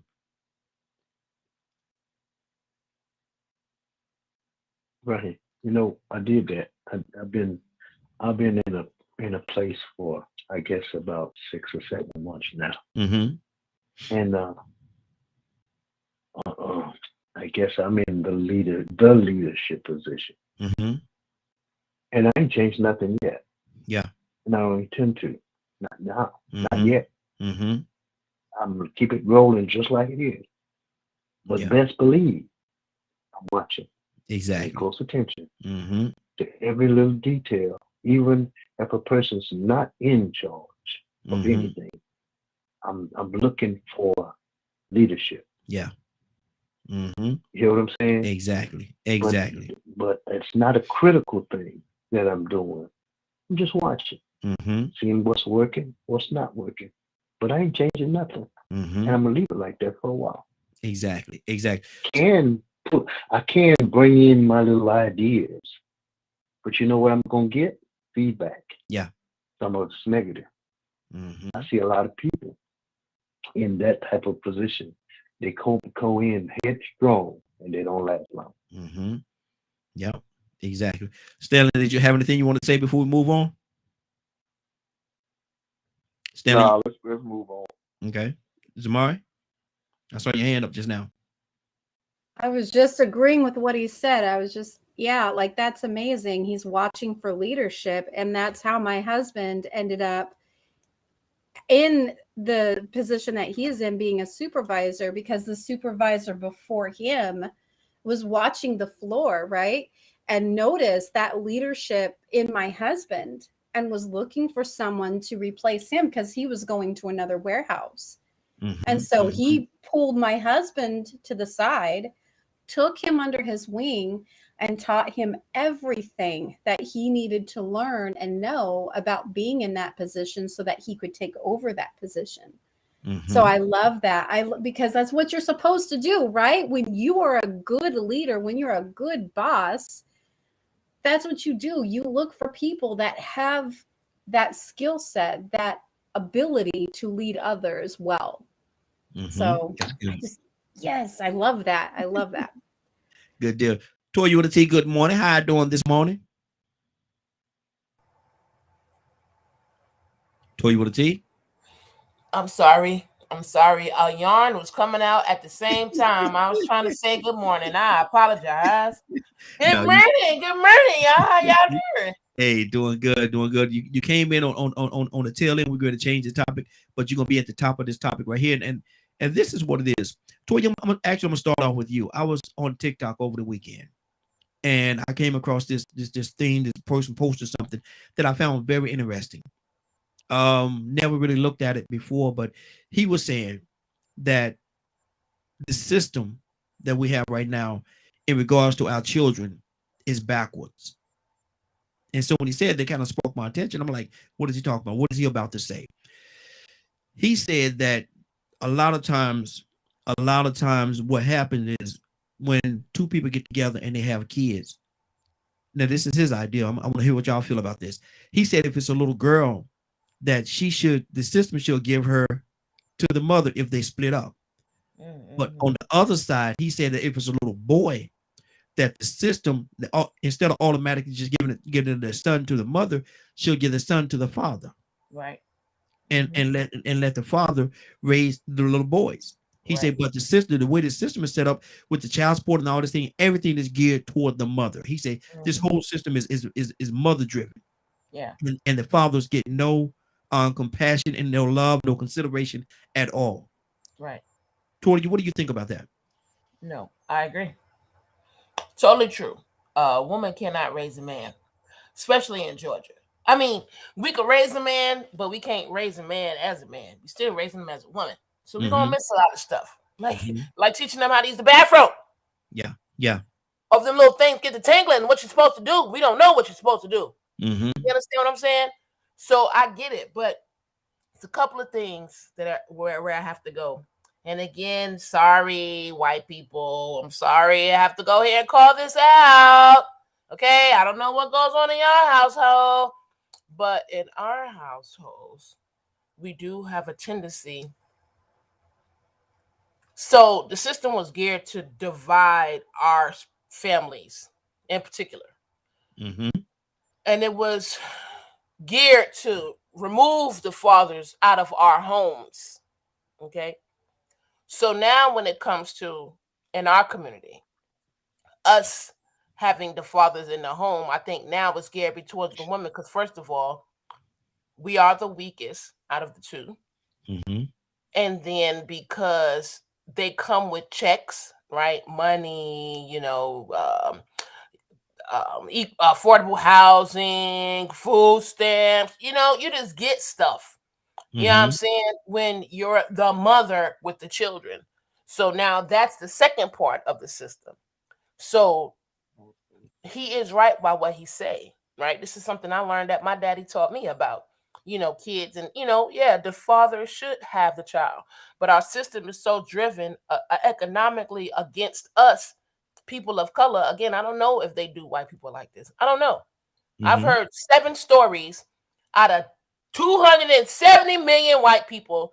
I done heard 7 stories of something happening that like how they built the system for us. You understand what I'm saying? So I think from Black perspective, the reason why they do this is to contribute to the breakdown of our men and our households. And that's why they bait our women with monies and checks and housing and things like that. But no, that's absolutely right. The mother should keep the daughter and the father should do the son.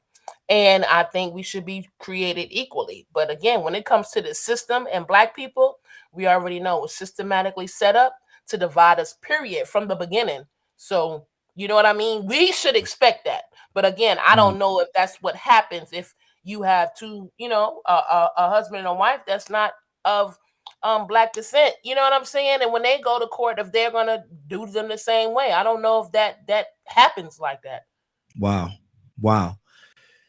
Stanley, what do you say to that? And thanks for that, Tori. I definitely appreciate it. Stanley, what's on your heart, brother? Does he have a point? We know the system is set up mainly for the woman, and that's what it is. It's always been that way. But if it's a female, should the mother get the female? And if it's a little boy, should the system take some consideration and give that son to the father? Yeah, they should, but we know they're not because the system is set up for Black men to fail. And that's just being honest, back in the 60s. That's when they start creating the welfare and all this other stuff. We'll give you a place to stay. We'll give you a check every month. We'll give you food stamps every month. We'll give you health care. But the man can't be a part of your life. You have a lot of women that live on government assistance and these projects. It's been generational. They have sneak men in and out. But, so the woman should have her daughter. The man should have his son. But they're all out effort for them to kind of come together. I went through valuable years of my boy's life, but it's just set up for us to fail. If you go back and look at when they had the trades in the high schools, when they would teach you how to be an electrician, they would teach you how to be a carpenter, they would teach you how to do all this stuff in school, and the Black families were thriving, and middle class was good for us back then. Then they took all that stuff out of the high schools. They don't have trade schools like they used to have. You know, my trade school here, auto body, they used to teach mechanics, they would teach transmission. They don't even do that stuff down here no more. Yeah. It's set up and you get in that, spend 50 years trying to pay off a student loan. You're in debt all your life. You know, you never really catch up. You know, you may have a great job paying $200,000 a year, but then you still paying all this student loan because the interest is killing you. So, and I say it all the time, and I think you and I have had this discussion before, a woman cannot raise a boy into a man. It takes a man to teach a boy how to be a man. You know, women do a good job, they do the best they can, but they only can do what they know. So the boys need to be with their dad or dad-like figure, but it needs to be a male in their life. Because only the male can teach a male how to be a male. And I don't have anything against anybody, but that's another thing that bothers me about gay people. Gay black men don't realize that they're setting us back 200 years. It goes all the way back to the buck breaking. They don't realize how bad that is for us as black men. We already have, you know, 2 strikes against us. Then you do something like that, I don't get it. But yeah, the boy should be with the man and the girl should be with the woman. Exactly. 508-924-3521. Phone lines are open. 508-924-3521. Tucson, what do you say to that, man? Should the boy be, should the system have some consideration and give the sons to the fathers, or is the system like the system is set up just toward the woman, and the woman's gonna be the one to get the benefits? Ms. Hicks, come to you next. Tucson. I keep the system out of my family. Can't hear you, Tucson. Can you hear me now? We can hear you, but it's very muffled. Okay, how about that? Yeah, there you go. Now you're cooking with grease. Okay. I keep the system out of my family. Mm-hmm. I don't care. I don't care from separation to divorce or whatever the case. I keep them out of my family. Period. Mm-hmm. That's what I do. I don't care nothing about, don't talk about their broken home, all that kind of stuff. I stay in touch with my children. That's it. Mm-hmm. I ain't got to worry about the system. I don't have to worry about them coming to me talking about what you got to do. No, I'm going to do that. I fix that. Because I don't think that the system should be, because they dictate. You got stipulations on whether you can be in the system or not. You got to fit something to be in the system. And the system has a design. And one thing about the system is they don't want the father. The father sometimes can't be in the house. That's the first problem. Mm-hmm. That's a problem. That's a problem. How can you fix something with something that's broken? And the system is broken. I'm just saying. It has a design to it. You have to not make a certain amount of money to be in the system. Mm-hmm. So that says, first of all, you can't have a good income. Yeah. To be in the system. Mm-hmm. No, you toe up then. You can't have a husband and a wife in the same household to be in the system. Yeah. Yeah. I remember I'm the last of 12 children, and because my dad worked, he had a certain income, we didn't qualify for food stamp. Mm-hmm. What? Mm-hmm. What you say? Wow. So, and I ain't never seen my mama go to work. Never. Mm-hmm. But we couldn't be in the system because you know what? Dad took care of the house. Yeah. That's how you fix that. Mm-hmm. Myself, I mean, my sons and my daughter knows. I don't care what went on. I'm staying. I don't care what they say. I don't care. I hear what you say. They say about no. But look, if you need anything, call me. Mm-hmm. Mm-hmm. And then we talk about stepchildren. I'm a child. No such a thing. No such a thing. Mm-hmm. If you are involved with the woman or the man, it should be your children. Yeah. Take care of all of them. Exactly. That way you don't have to worry about who paying child support to that child. Mm-hmm. You do it. Mm-hmm. 508-924-3521. 508-924-3521. The phone line's open. Give us a call. We're talking about the system right now. This system, the way the system is set up, right now is geared more towards the woman. But a question was asked, and what should, if it's a young lady, it's a little girl, should she be given to a mother? But if it's a boy, should he be given to should the system give the boy to the father for the father to raise? 508-924-3521. Mr. Hicks, coming to you, Rico, and I'm going to Cassandra. Mr. Hicks, what's on your heart? What do you say about that? Is the system, the way it's set up, is it wrong? Oh yeah, the system is doing what it's designed to do. I think over the centuries that it's been designed to break up the family. You know, I think that, but answering specific to that question, I think it should go to whoever's better equipped to handle the children.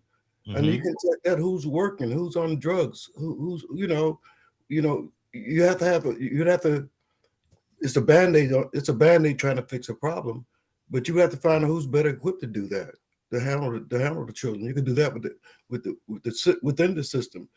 But when they changed the divorce laws to no contest, and when they allowed the women to enter the workforce, which is double income tax, which left the kids to be educated by a system and people and from the offset, this whole, I guess I have to get spiritual. The instruction of the human being and this civilization and all that we've gotten from it, with all the flaws that we've gotten from Western, going back to all the ancients and all that stuff. Everything we got now is why we're talking and looking at each other. We got lights, we got traffic lights that work. There are a group of people from the beginning that want the power to control people, that they have the authority, the lord over people. So the whole battle is, if you destroy the family, initially it started out being a black thing, but at the same time, it's enough to show how many other people that was on getting food stamps. So even in terms of the crimes that initially happened in our communities expand now. They happen all over the place, even in other countries. It's supported by the hip hop culture. So I'm saying I recognize that there's a spiritual battle going on. Yes. And even when I look at this, I try to, I got a guy staying with me.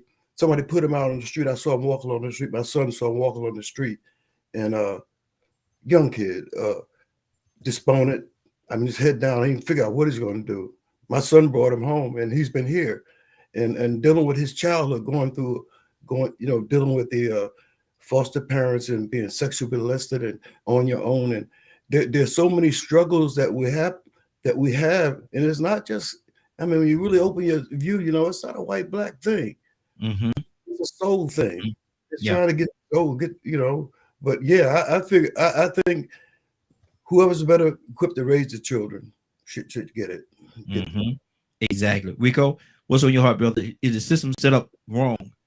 Should it be a situation whereas if it's a young lady, a little girl, she go to the mother, and if it's a little boy, he go to the dad? Or is the system just set up so strongly toward the woman that we don't even get a second thought? Man, we know what it is. We already know exactly what it is. You know what I'm saying? I think the bigger issue is getting women to understand that the system is broken. You remember on the last topic, I said if it ain't broke, don't fix it. Yes, sir. It is here broke. So you can hear a lot of women complaining about these young boys and some of these young girls. They complaining. Even though they're doing challenges with them, it's still a lot of stuff they complaining about. Something ain't right. Something is broken. But they ain't fixing to say it needs to be fixed when they getting that child support and that alimony and all these benefits, Section 8, and all these little subsidies that people get. So I think about that movie Blue Lagoon.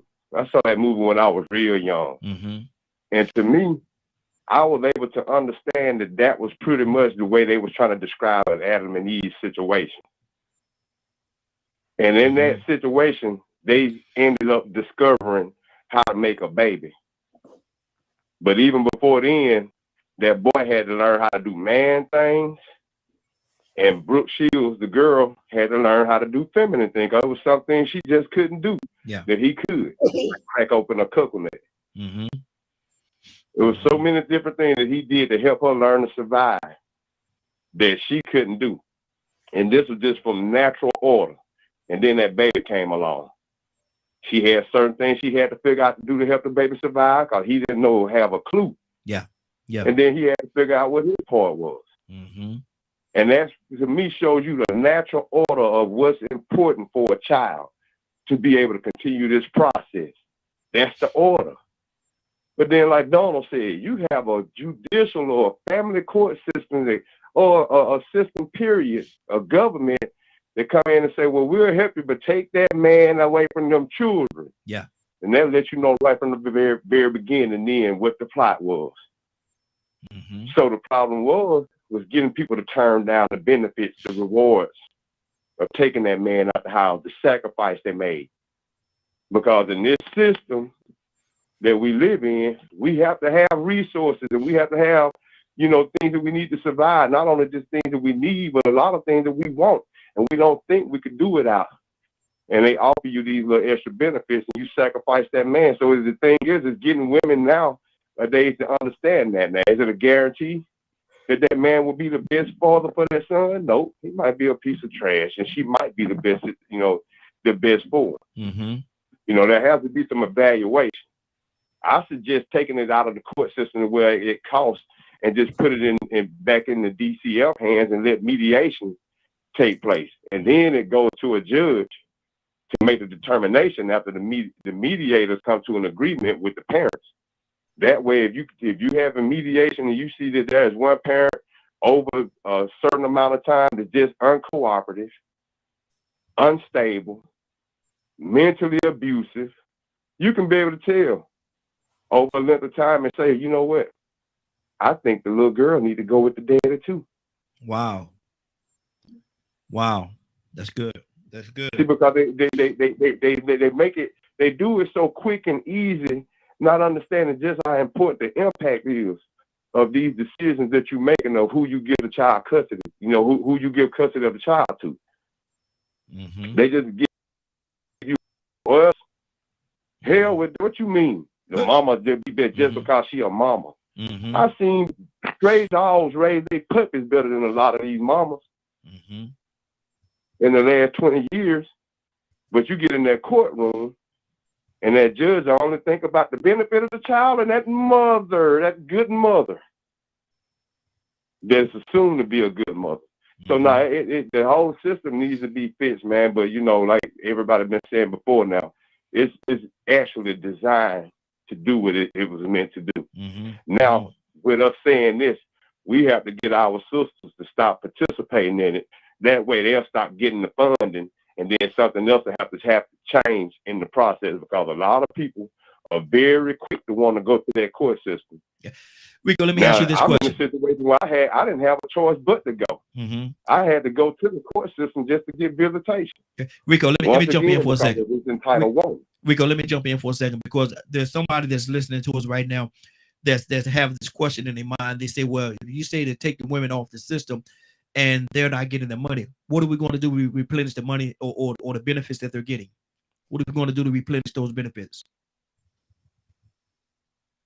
Replenish the benefit? What you mean? Replenish the child support? The child support. Well, to be honest, what happened is, man, it'll cause people to start making better decisions on, first off, having responsible sex, and then choosing who they having it with. Okay. You see, this is all still based on decisions that people make. It's one thing to get caught up in the system and then just start saying, well, I can get child support, but still at the same time, is it normal for people to continue having children with people they don't get along with, and then all of a sudden when they split up, you don't want the dad in his life? Now, if he's a bad guy, that's different. Some people touch their children. I can understand that. But when you're doing things out of spite, or you just don't want to cooperate, or you want to keep your personal disagreements, put them first instead of the child first, then you have a problem. But see, that lets me know that somewhat people don't understand just how important that foundation of that unity is. the father, the mother, and the child. Exactly. So I mean, if you understand how important that is, then you probably would even be more careful about who you create life with. Mm-hmm. That's good. That's good. Cassandra, good morning. How are you doing this morning? Good morning. Cassandra, how do you feel about what we're talking about? Is the system wrong in how it's set up? If it's a little girl, should the system give the little girl to the mother, or if it's a little boy?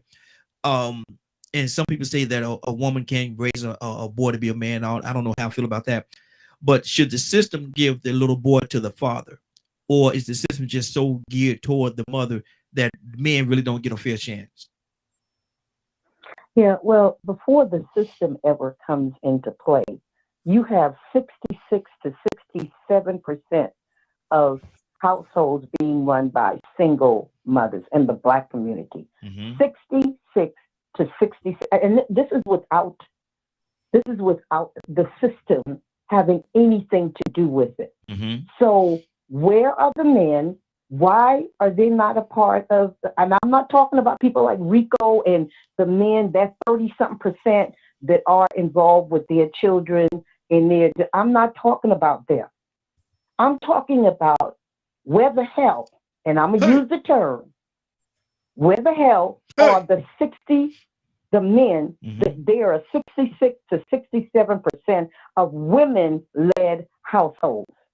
And so, yeah, okay, you can say, well, the women put them out, they didn't like them, they got mad. We can use all of those excuses, but the bottom line is, I have 2 adult children in their 40s right now that I pleaded with their fathers to have a part in their life. Him and I, both of them had no disagreements. It just happened. Everybody went their own way. But my thing, I didn't want anything from them. I told them, I don't care if you don't even pay child support. And guess what? Neither one of them ever did. I took care and raised my children. And all I asked from them, spend time with your child. That they need you, because I grew up without my father. I knew how important that was. So, other than people like Rico who fight for their children, a lot of these men and foster care system for years, and in those, the court asked if the fathers give them that opportunity to get those children if something goes down. Do you know that most men will not take their own damn children? Excuse my language. I'm done. Cassandra, you go over in that corner, got a special corner with some soap in it. I want you to wash your mouth out. I want you to wash your mouth out this morning. I want you to wash your mouth out. Badger, what's on your heart? What do you think about this? Man, this is a multifaceted question. There are fathers that don't need to be raising kids. There are mothers that don't need to be raising kids. There are situations that, like Rico and mine. Rico and mine. I am also dealing with something similar. You got your boy. What?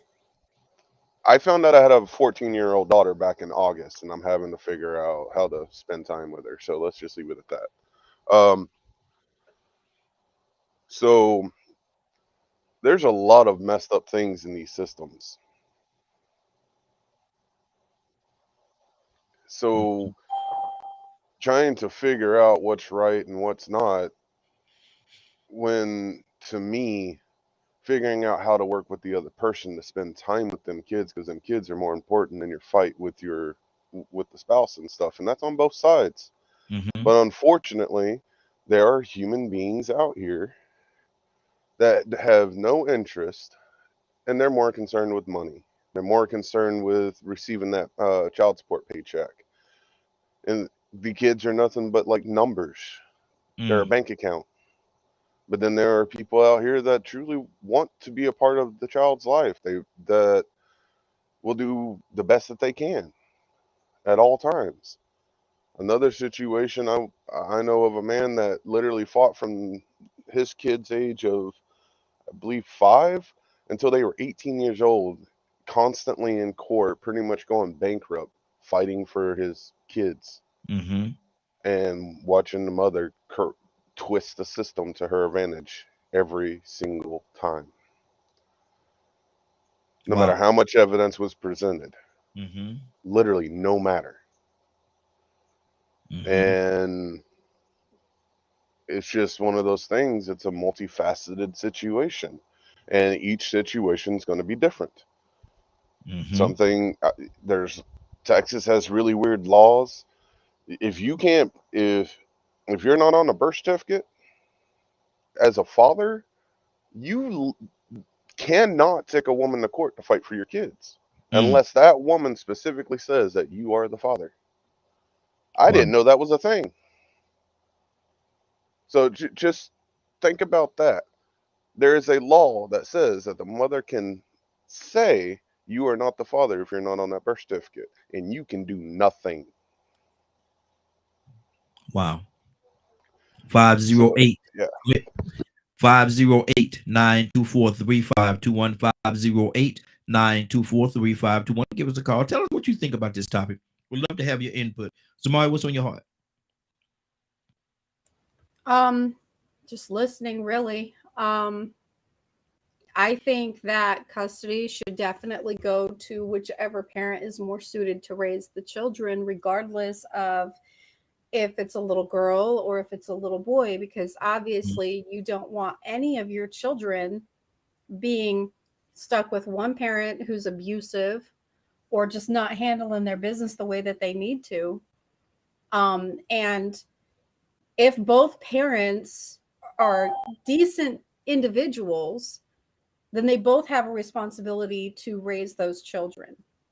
It shouldn't just be based on, and siblings, in my opinion, should not be split up. So it shouldn't be boy goes to dad, sister goes to mom, and then, they get to see each other on weekends or something. I do not agree with that. I do think that if you cannot get along and you get to that point to where you're separating for whatever reason, you have a responsibility to raise those children together regardless. Yes. You laid down and made those children together. In spite of whatever the court has in place for you, you still need to come together and do what you need to do to raise those kids. Like I tell my husband all the time, and God forbid anything happen between us, but if something were to happen, I tell him all the time, I said, I am never, ever, ever going to be that woman that tells you can't spend time with your kids. You can't see your kids because of X, Y, or Z. Because for me, it's not about the child support, because I know he's going to take care of his kids. Now, that's not always the case. I understand that there's a lot of crappy parents out there that don't handle their business, and the mamas give them a million opportunities to do things for the kids and they just don't. Okay, those situations are real. They do happen. In a perfect world, that wouldn't exist. But unfortunately, it's a sad fact that it does happen. But is the system geared more towards women? Absolutely, because even abusive women will still end up with custody of the children, and the dad is sitting there crying his eyes out and fighting to have custody of those kids, to protect those children from their mother. And they won't listen. The courts do not listen to the father who genuinely cares about the safety of his children and the well-being of his children and wants to be a father. And that just shouldn't happen. I think there has to be the balance between both. But like I said, in a perfect world, yes. But in this world, no, it just doesn't happen that way. Can a mother raise a boy to be a man? No. Can a father raise a girl to be a woman? No, because what are they going to do? They're going to either raise the girl to have more of these hard masculine traits, these survival skills, which everybody needs survival skills, right? But it takes away from that softness that we are intended to have as a female. And then if you're having a boy raised up in the household with women, he turns out to be a little bit softer than what he should be in most cases. So I think you just have to have that happy balance, and the system needs to get out of the way. In a lot of these situations, the system just needs to get out of the way. Exactly. But, there are other things that you can do. You don't necessarily have to go to court. You can go to mediation. Mediation exists. But the problem with mediation is You have to be able to get along long enough to sit in there and mediate for the sake of your children. And a lot of parents don't want to do that because the mama's mad or the daddy's mad, or they can't put their differences aside for the sake of the kids overall. And it's sad. It's sad. But I don't know how you fix it. I don't know how you get to that point. But no, I don't agree that one should just solely go with the father and one should go with the mother. I think the parents need to stop being petty and go, look, okay, this didn't work out between us, but we have these kids together. Let's do what's right for the kids. Exactly. Go to the phone. I got a couple of calls that just came in. We're gonna go to Navy first, and we have another call from the caller from the 678 area code. We're gonna come to you next. Navy, good morning. How you doing this morning? Good morning. I'm all right. How y'all doing this morning? Hey, doing good. I know you've been listening, sis. What's on your heart? Yeah, I've been listening. I mean, I don't disagree with what everyone has said thus far. It's just not a one size fit all. I mean, there's so many layers. There's so many other points that we can make with this, but at the root of it all, instead of like this kid go here, this kid go there, and the parents, like, my whole thing is we're still like pushing this narrative of separating the family, you know, so why not get services or present resources for the family? Even if the parents are going to separate and do whatever, but that creates a ripple effect that now falls on those kids. So if you go with the, hey, the girl goes here and the son goes here, then what is that doing? Like, you have a free fall with that. The girl is gonna resent the brother because why did you get to live with dad? The son is gonna resent the sister because why did you get to live with mom? Why are we separated? When really and truly it's the parents that have to come together and move ego aside for the sake of the kids. But if the system has to be involved, then why not create an environment to where resources can be put in the home, in both of the homes, that can still keep the sibling group together and y'all learn to co-parent. Wow. And better yet, get to the root of your issues in the first place, which is what a lot of us, I can't say a lot of us, but some people don't do, because they sit in my office and shoulda, coulda, woulda about things that, I mean, questions that they should have asked, red flags that were ignored. I mean, like, yes, do we have a responsibility to choose who we sleep with? Absolutely. But I mean, everybody puts on an avatar for the first 3 months. And just because you know somebody, like, I don't know, this is just I don't know, this is an annoying topic for me, to be honest with you. It's just annoying. Can a lady raise a little boy, Navy, to be a man? Well, there are plenty of single women that have raised men to the best of their ability. So I'm not gonna say no to that. But do I believe that there should be balance with that? Absolutely, yes. I don't. That again, it's proof that they can, but you would still have people to be like, oh, well, he's gonna be too soft, or he's not gonna be this, or he's not gonna be that. I mean, I don't know, but I do think that there needs to be balance. I do think that as long as it's a healthy balance, because just because you have male genitalia doesn't make you a man, and it doesn't make you any more qualified. You know, just because, so you could be just as toxic, you could be just as abusive. I mean, like, there's so many chapters to this one story, and it just gets exhausting after a while. Exactly. And I ain't even a single mom. I ain't even a mom, and it's exhausting already. Wow.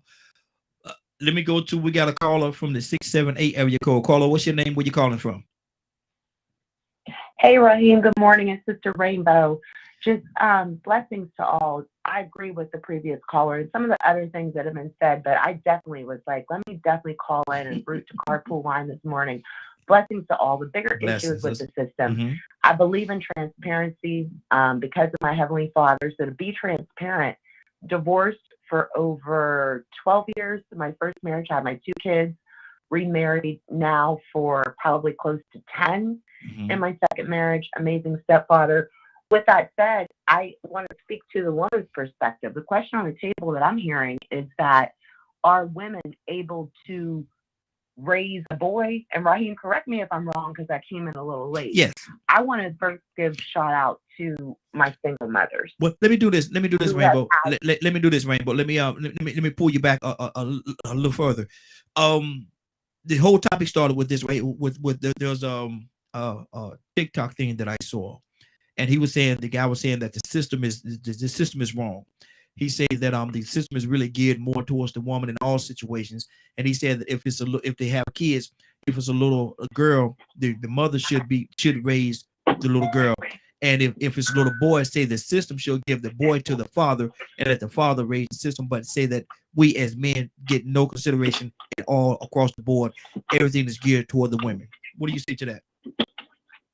What I say to that is that the system at one point in time needed to be geared towards the men, because too many men were losing their rights, that were standing up, that were being good fathers, that you have bums that are moms and you have bums that are dads. And you have people that have laid down and had babies that don't want to take on the responsibility of raising a human being. So was the system more so geared towards women for a while? Absolutely. But is the system still geared towards that? I'm a African American woman in Atlanta metro area with 2 angel babies, and I've just expounded over $60,000 because the issue is not with lots of times each other. You do have people that come out of a relationship that don't want to see kids separated and what have you. I think the system is the problem. So whether you're a man or a woman, I'm a woman that sits on the other side of the system as a woman who's expounded over $60,000 to protect my children from the system. And really just maybe not a good guy on the other side. I'll leave it right there. That doesn't know how to divorce and co-parent properly. So I think it's the system. So while the question on the table is about men, are women that make those choices to not let men in, what the previous caller said, you do not always have to involve the court system. Let's just start right there. Yeah. We don't have to involve the court system in all of this stuff, but everybody's not adult enough to do that. But once we get the system involved, the system is not for us. The system is anti-family. And you have some people in the system that are anti-God. That's how my children got here. That's their first and foremost father. That's my first and foremost father. So my bigger issue lies with the system. And as far as children being separated, absolutely not. And the system will do that before mother will a lot of times. So my caution is part of my fight was to not involve the system. Because once you involve the system, you let in an entity that whether you're a man or a woman, Raheem, you've invited in an energy and an entity that is necessarily not founded in our Heavenly Father, and it's not going to do the work of Him. Because at the end of the day, the family unit has already been compromised. How much further are you going to compromise it? Exactly. Rico, we're going to go in this order. We're going to go Rico, we're going to go Stanley, then we're going to go to you with a T.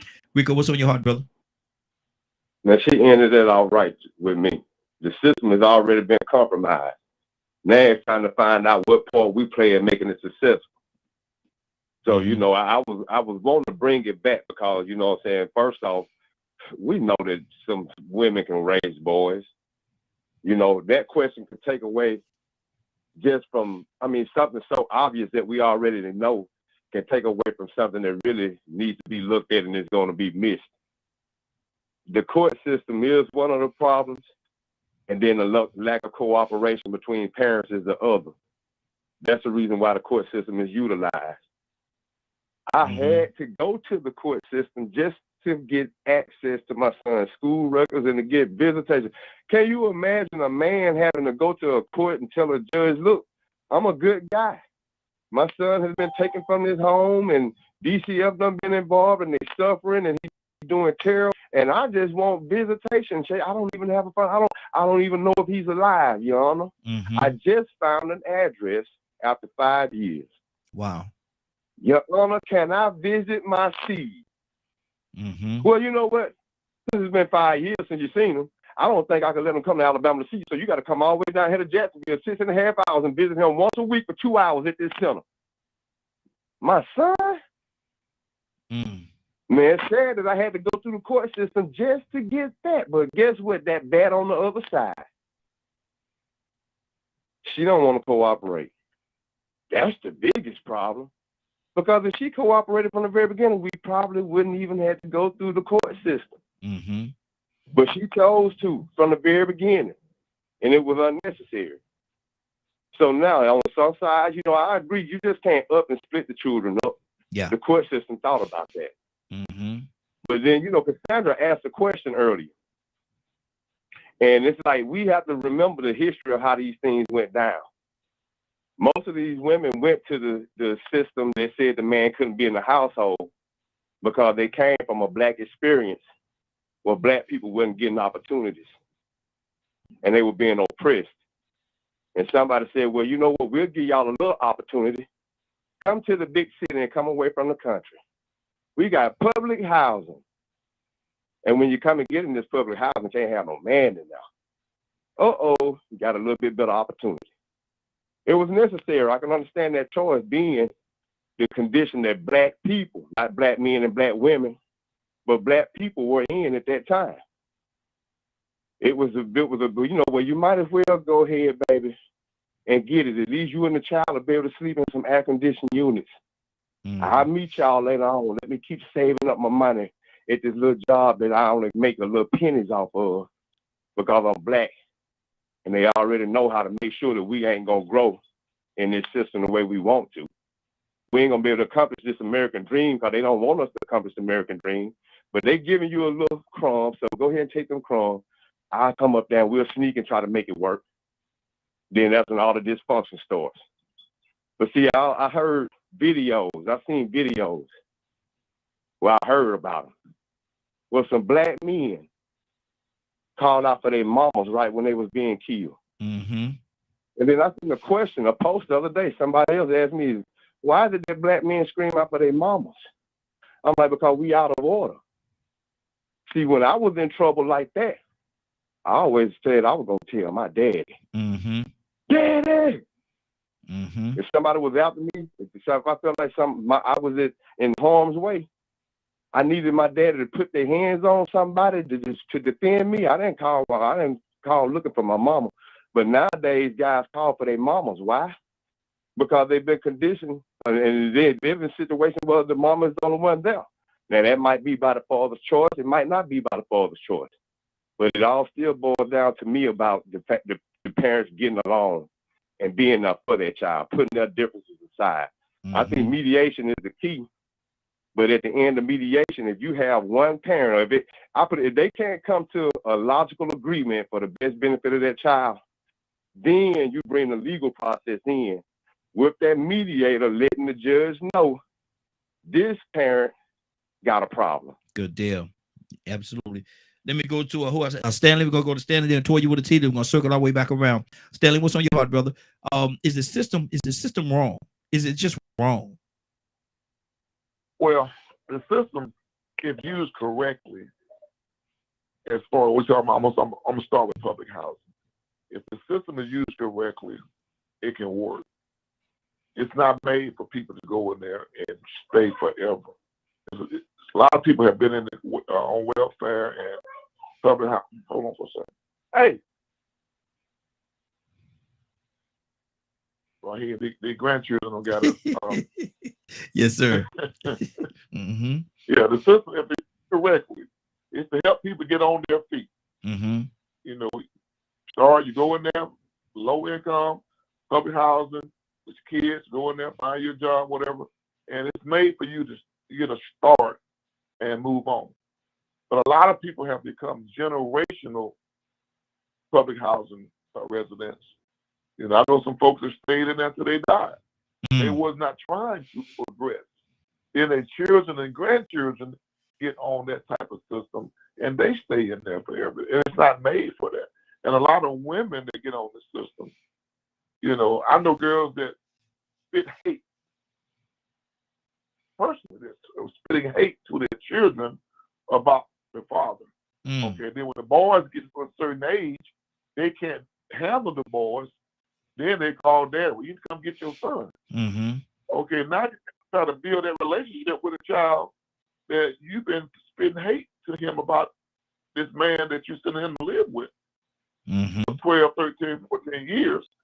It's hard to build a relationship like that. I'll give you a prime example. with my men's ministry, I had a lady from Savannah that was trying to get her son's father to build a relationship with him. And she let him go down there for a weekend. Now started slow. They could not get along. She called me and asked me if I knew anybody that lived in that area. I had to have one of my guys to go down there, get this young man and hold him, take him out to eat. I just hold him there at Burger King until she can get down there and get it. Mm-hmm. Wow. Because they just couldn't get along. They was arguing. So I don't know if she was one of the ones that spit hate toward him or not, or if the man just didn't want to get along with his son. But when you have that big of a gap and trying to build a relationship with somebody, that's a hard thing to do. Yeah. It's hard to build a relationship nowadays with kids if you in the household with them or you send them every weekend. Mm-hmm. But 13, 14 years old, then you send that child to live with that man or that daughter to live with the mom. It's a hard thing to do, man. And they don't know each other. They don't know each other. Yeah. It's not big for us to succeed. Exactly. They don't know each other. A situation like that, they just don't know each other. Right. So you gotta learn each other, and it's a slow process. Mm-hmm. And sometimes it's gonna work, sometimes it's not. Mm-hmm. Now I'll tell you like this: my wife, my first wife, when I split up over 20 years ago. My oldest daughter right now is 38, and we had my kids. My daughters will call me every Sunday night, and the boys will call sometimes. They're not the girl; they're not gonna call all the time. But she said, "Daddy," she said, "You know what?" She said, "When you left home, Mama tried to make it seem like everything was your fault." Mm-hmm. But as we got older, she said, people forget children are going to grow up. Yeah. She said, "I wish you had took me with you when you left." She said, "You should have took us with you because Mama just tried to spew hate towards you all these years." But she said, as we've gotten older and we can see things for ourselves, we can see everything wasn't your fault. Yeah. Exactly. We know some things were your fault, you weren't perfect. But everything that she said was your fault wasn't your fault. Mm-hmm. Now that made me feel good as a dad. Yeah. For my daughter to say that. Mm-hmm. Because everybody has faults. I'm not perfect. I was in my I was in my zone back then. Yes, sir. But I was doing what I was supposed to do as a father, and for your kids to still, love you and respect you and do everything they can to help you and see you and communicate with you. I feel like I did something right. So I don't want my kids to be in the system. I always tell all of them, if you get into a situation where you are having financial problems, call me. If you need somewhere to stay, you can always come here. Mm-hmm. Exactly. I don't want kids to bring the children with you. Mm-hmm. I don't want my kids to get tied up in a system that's not meant for them to succeed. Absolutely. Absolutely. Toy, you want to team? Oh yeah, I done forgot thoughts and type thoughts, and I don't even know what's going on now. But no, so listen, I'm gonna be real, right? Oftentimes, we are very young when we have these kids. And most of the time we're young, we're in school, we can't work, parents put you out or whatever.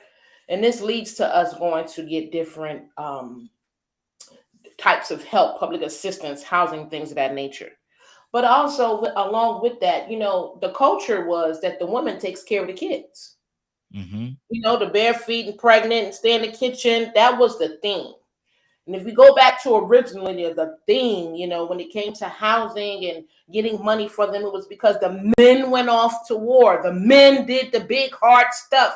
And the women did the, take care of the kids, clean the house. You know what I'm saying? And when they had wars, they had to make sure they gave the women something because they wasn't, working and things of that nature. And see, now we've transformed. And I'm just going to bring it up to my time in the 1970s, okay? I done saw women that had boyfriends. It only took 17 minutes for us to have sex with a person and get pregnant. And then you wondering why 9 months later you don't like them. Hell, you ain't know them.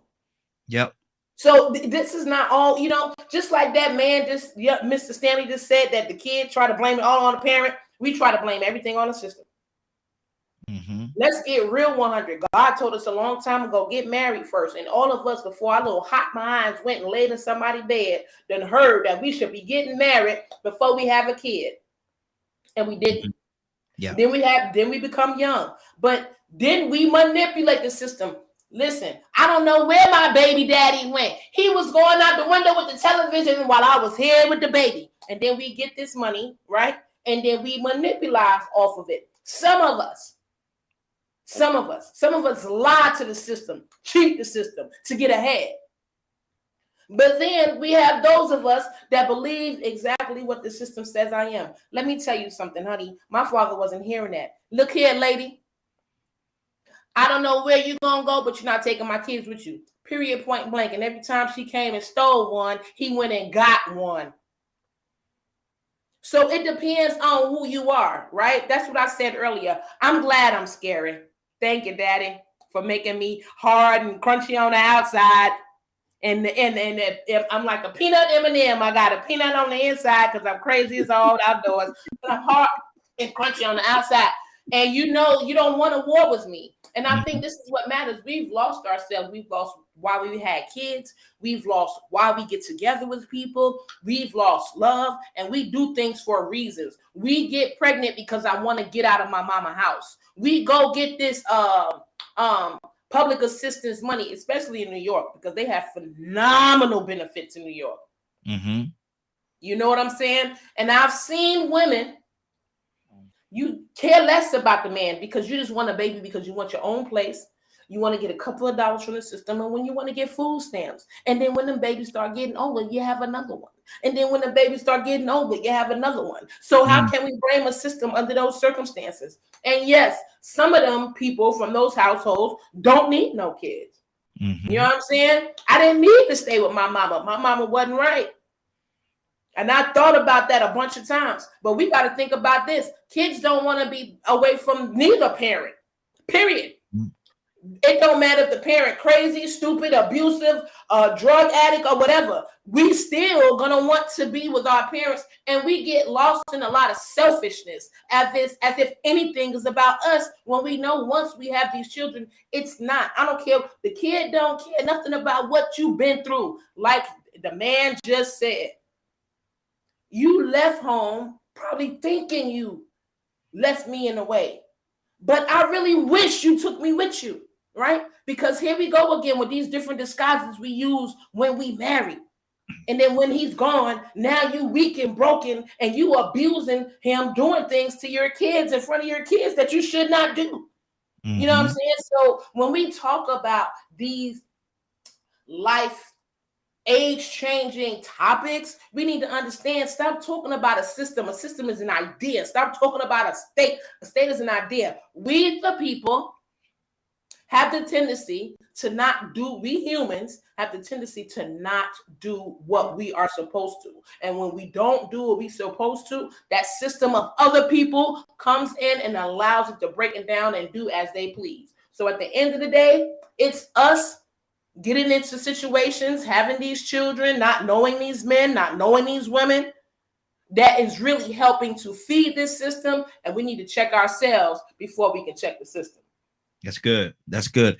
We're gonna go in this order right here. We're gonna run down the ladies. We're gonna run down with the ladies. We're gonna go Cassandra, Navy, Willow, and then Zamari. Cassandra. Yeah, you know, I totally agree with Toya. That's what I was saying.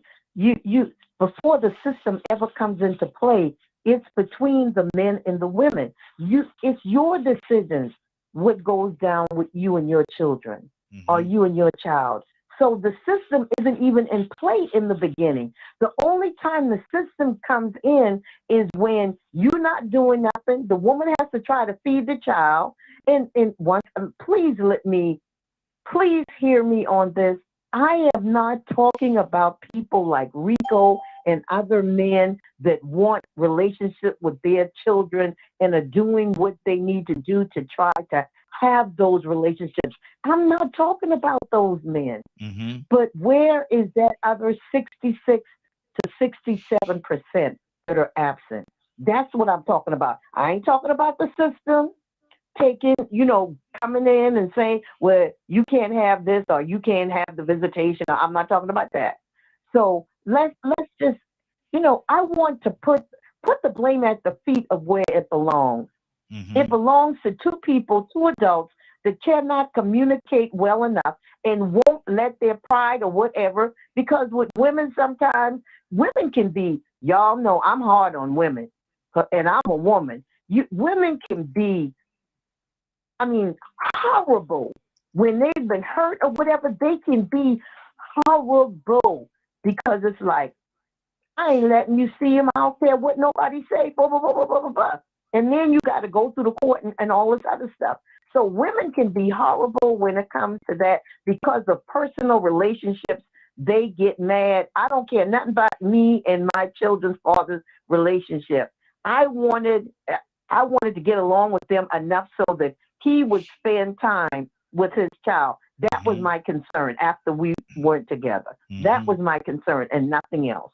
That's good. That's good. And can I applaud the senator on that, because that really cleared it up. You know, when she asked that question, that's a question she could be asking to those women that's making that choice to keep those men away, just alienating those fathers that's really fit and would be positive. You know, because that's what some of the fathers are. You know, they're searching for their children. They're trying to find them. They're going broke trying to find an address to serve them in after they done spent $12,000 on an attorney and still don't have an address.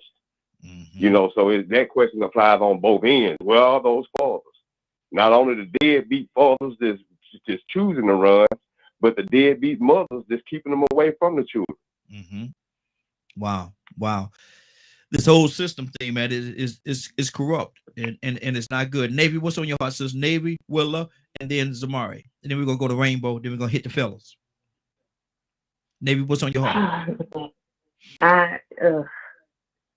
So much, but trying to find the word and not the behavior to articulate it is a struggle for me this morning. And I guess because for me, I agree with everything. Toya and Miss Cassandra summed it up way more articulate and eloquent and beautiful, way more than what I can right now. Because I'm just like, piss poor does not have a gender. And whenever you are a broken person, two broken people raising another and that trickling down and breaking the kid, like that's just annoying to me. Whenever two people cannot set ego aside, set trauma aside, or better yet, go get some help from it. If you're able to recognize it, and I guess for me, that's the basis of where I'm coming from. Because like I said, I'm not a mom, but this topic is like very annoying to me because I know good on both sides. I got some bomb single moms. I was about to go to the tournament right here. I didn't realize. And I got some bomb like homeboys that are wonderful fathers, and they have experienced piss poor people on both sides, and it just aches me because I'm having this conversation with them. How can we figure it out? How can we make sure that these kids don't get the trickle effect of the generational trauma because of the way that mom and them, dad and them, big mama and them, papa and them did it, and it's still looking the same way? Like the gentleman earlier said about the generational housing babies or whatever, like we've always been in Section 8, so then we're going to continue to be in Section 8. Nothing is wrong with that whenever you need the help, but we're in here so long. And then whenever somebody goes against the grain and does something different, why is it a problem? Like, it's so much deeper than what we have time to discuss, and I'm still trying to ask my question. How can we help? How can we change it? How do we infiltrate it? How do we change this, not just the government system, but the system that's in our culture that has been created as well? Exactly. Navy. Come on now. Willow! Have a good day. Hey, Ryan. Good morning. Good morning, Morning Glow. Good morning. Good morning. So I had you listening in for a minute because I wanted you to get the gist of what we was talking about. Now that you got it, sis, what's on your heart? Well, you know, Raheem, you was asking about the system. You know, sometimes, and this is not for everybody, the system has to be used because certain people won't do the things that they were supposed to do. You know, I'm gonna use me. I'm gonna be transparent because when I had my baby at 15, and my dad wanted me to take the children's father to court for child support. Now, how could you take a 17-year-old to court for child support and all he had was a shoe shine job? First of all, I didn't care what kind of job he had in the first place. I was not going to spend my time trying to make him the man that he was supposed to be. So I did use the system because back then, you got to think about it, in the 70s, they didn't have the computers So I was able to work and also be on public aid. I did that in order to take care of my children. I did it. It probably wasn't the right thing to do because that's not the way the system's supposed to be designed. But I did it because I utilized it as a form of taking care of my family because I knew that's what I had to do. So I went to school, I worked, and also I was on public aid. And I thank God for my mom. So yeah, sometimes we do use a messed up system when we have to do what we need to do. Is it messed up? Certainly it is. Because you can do certain things in Cook County, but you can't do it in DuPage County. So it's not consistent. It's not fair. You know, people, I think that some of the court systems try to say that they're equal. They're not. And they're not even fair. Yeah. They're not even fair. So I just wanted to put that out there, Raheem. Good deal. Good deal. Zamari? I don't even know if I have anything else to add. I mean, all the women have been really on point with this. And I really don't know if I have anything else to say. I mean, it's a screwed up system overall, you know, and it just really comes down, like people keep saying, like, don't lay down and make a child with somebody that you don't even know. Get to know them, get married, and then have that discussion, right? You know, do that first. We're not teaching. Okay, I don't want to say we, because I know majority of the people here who have kids, we've taught our kids the best to our abilities. Yes. But as a whole, in general, society anymore is not teaching their children the right way to go when they go out in the world before they're creating these children and bringing them into that mess. And then they're stuck. They're stuck with two parents who can't get along. See, I'm on the other scope of that, right? Because I have my two oldest daughters and I left the situation. But in leaving the situation with my first marriage, I had to leave my two daughters behind. I could not take them with me at the time. I was not in a good place mentally, emotionally. And I was convinced, he had me believing if I were to take my kids, it's kidnapping. I'd go to jail. I didn't have any option. I was so warped in the head because of the control he had over me. The only option I had was to get out at that moment to save my own life because I was suicidal. So it was either I leave and I leave my kids there, and I always had the intention of going back and getting my children. But when I attempted to do that and create that middle ground with my ex, right? He couldn't even get on the phone without screaming and yelling at me years after, even years after. Send the kids up here so I can see the girls. Oh, I don't trust you. You're not going to send them back. You're going to do this. You're going to do that. And it turned into a screaming match with him. But I didn't have the money to fight in a court system. I didn't have the money to challenge that. And unfortunately, because I'm the mother in my situation, the court would absolutely be biased against me from the very moment I walked in there. You left your children. They wouldn't see the mental abuse, the physical abuse, the emotional abuse that I went through, and where I was in that state of mind where it was either me or him. And that's where it was at that point. So I understand it from that perspective because I've gone through it. I'm not a man, but I've gone through it in that way. And that was really hard. I can't tell you how many times I went to bed crying because I didn't have my daughters.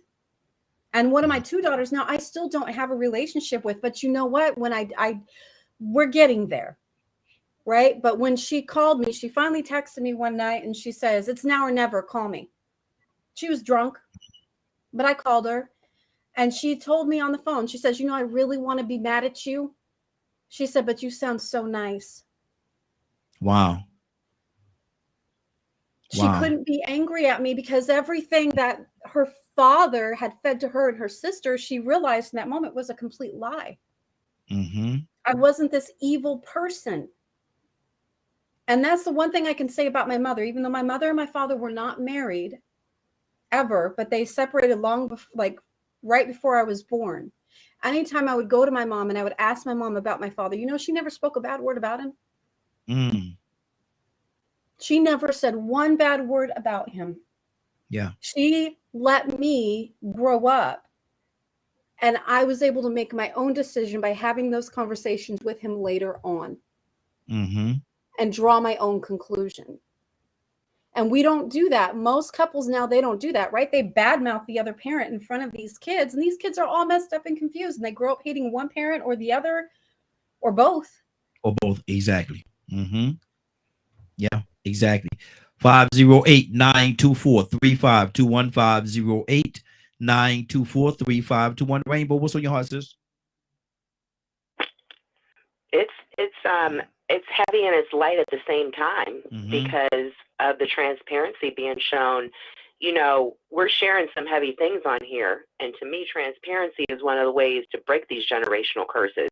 You want to take it to the root of what I feel that most everybody is saying, the transparency of the beautiful woman that just shared prior to, the transparency of the mother that shared that when she was 15, when she had her child. I too am a survivor of domestic violence and that abuse, and know what the court system looks like to be that mother whose name is trying to be tarnished when you're an amazing mother. I thank God I never had to leave my kids, but the fight to get out with them was one that almost killed me. So we have fathers and mothers, both men and women, here right now, and we're sharpening each other's iron. So I'm just stating the solution as to, we have the question that's on the table that we're discussing. We have things coming up that I didn't think I would this morning be talking about these things. I didn't think I'd be hearing other brothers and sisters talking about these things. And I appreciate the topic. I appreciate the transparency, because I think it's the healing and the growth, and that makes us a better parent. Yes. The generational curses are real. So we could say the system is the biggest issue. Let's go back to the generational curses, which goes back to the people, which goes back to our free will and choice and our obedience to the Most High. And us being responsible with responsible adults that have some form of integrity. I mean, you have to look at responsibility, integrity, and what any type of looks like for you to bring a child into this world and not take care of it. So I do hear the same thing being reiterated, but I'm seriously, in certain regards, but so many different aspects of it, that I just say this is a growing moment. I think this is a healing moment. I appreciate the topic, and I'm grateful that we're actually getting transparent with it to say the stuff that people don't say. This court system has not been nice to us on either side, as men and women that love our children. And you have that evil that stands behind it, that's the individual. That individual ain't the court system. That's the individual that utilized the court system to try to harm someone. You have situations where you have somebody that's been abusive for years to a mother or father, or kept children away from a mother or a father for bullcrap, just simple bullcrap, their own personal issues. And with that said, they go and they get an attorney. And the sister that just shared before me, she said she didn't have the money. Because my family had the resources, we were able to fight this, you guys. We were able to fight a judge that now has a check mark in the Gwinnett County court system. It went to the appellate court. They came back to this mother to say that we took your money unrightfully so. Give her back some of that money. So what I'm saying is that it does still stem back to the individual. And at the end of the day, we do still have to follow the money. And so I do pray for the people that don't have the finances to be able to fight it, because mine were exhausted. If it wasn't for financial support from my family, I couldn't have fought the system and the father that was behind the crap. I see you checking your watch, brother, because I watch you in multiple ways. But God watches us all the time. So I leave it right there. No. Let us just do our, what's that, Raheem? No. I was actually about to sneeze. I leaned over so I could sneeze. So you go ahead, sister. You good. You good. God bless you. God bless you. But no, God bless us in dealing with situations like this. God bless the survivors and thrivers. God bless the fathers that have been kept away from the children. My prayers always stay up with you. While I've been with my children, the attack against them and what I've had to do to protect them has cost a whole lot of money. A whole lot of money. So without it, I don't know if I would have been stripped of my own children. Wow. Without the finances to support it, because of the lies and the attacks and what the previous caller said, coming out of an abusive situation, what it's like to try to make that middle ground. So when people say, I'll tell you one of my triggers, when people say, y'all too should figure that out. There hasn't been an us too for the longest time, and you're speaking of a situation that was abusive that if the kids didn't come out of, possibly would have been abused too. Mm-hmm. So I think people should watch their words when we do speak about this. But I appreciate a sensitive topic that has come up, that we're able to sit here and talk about this as intelligent adults that love our kids and sharpen each other's iron. Exactly. Yes, sir. Thank you. And thank you, sis. Toussaint, what's on your heart, brother?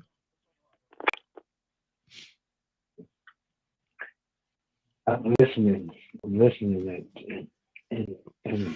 I guess it's really just taking responsibility for your own kids. That's just where I'm at. And sometimes you get a bad mouth, or you get bad mouth, but you still have to take responsibility for your kids. It's a hard deal. I know well how hard it can be to keep that parent-child relationship together with what they call, I don't even believe in broken homes. There's no such thing. Because if I had them, it's my responsibility. Yeah. If I had a hand in them, it's my responsibility. It's hard. I'll wait. I ain't gonna fuss with nobody. I never have, never will. But some kind of way, I have to. If I can't have a pleasant conversation, which I have to work out in pleasant conversation with the other spouse or the other parent. And if I can't, let me talk to the child. Let me talk to them as much as I possibly can. Let me just talk to them. I'll show up at the game. I'll do this. I'll do that. I'll do what's necessary.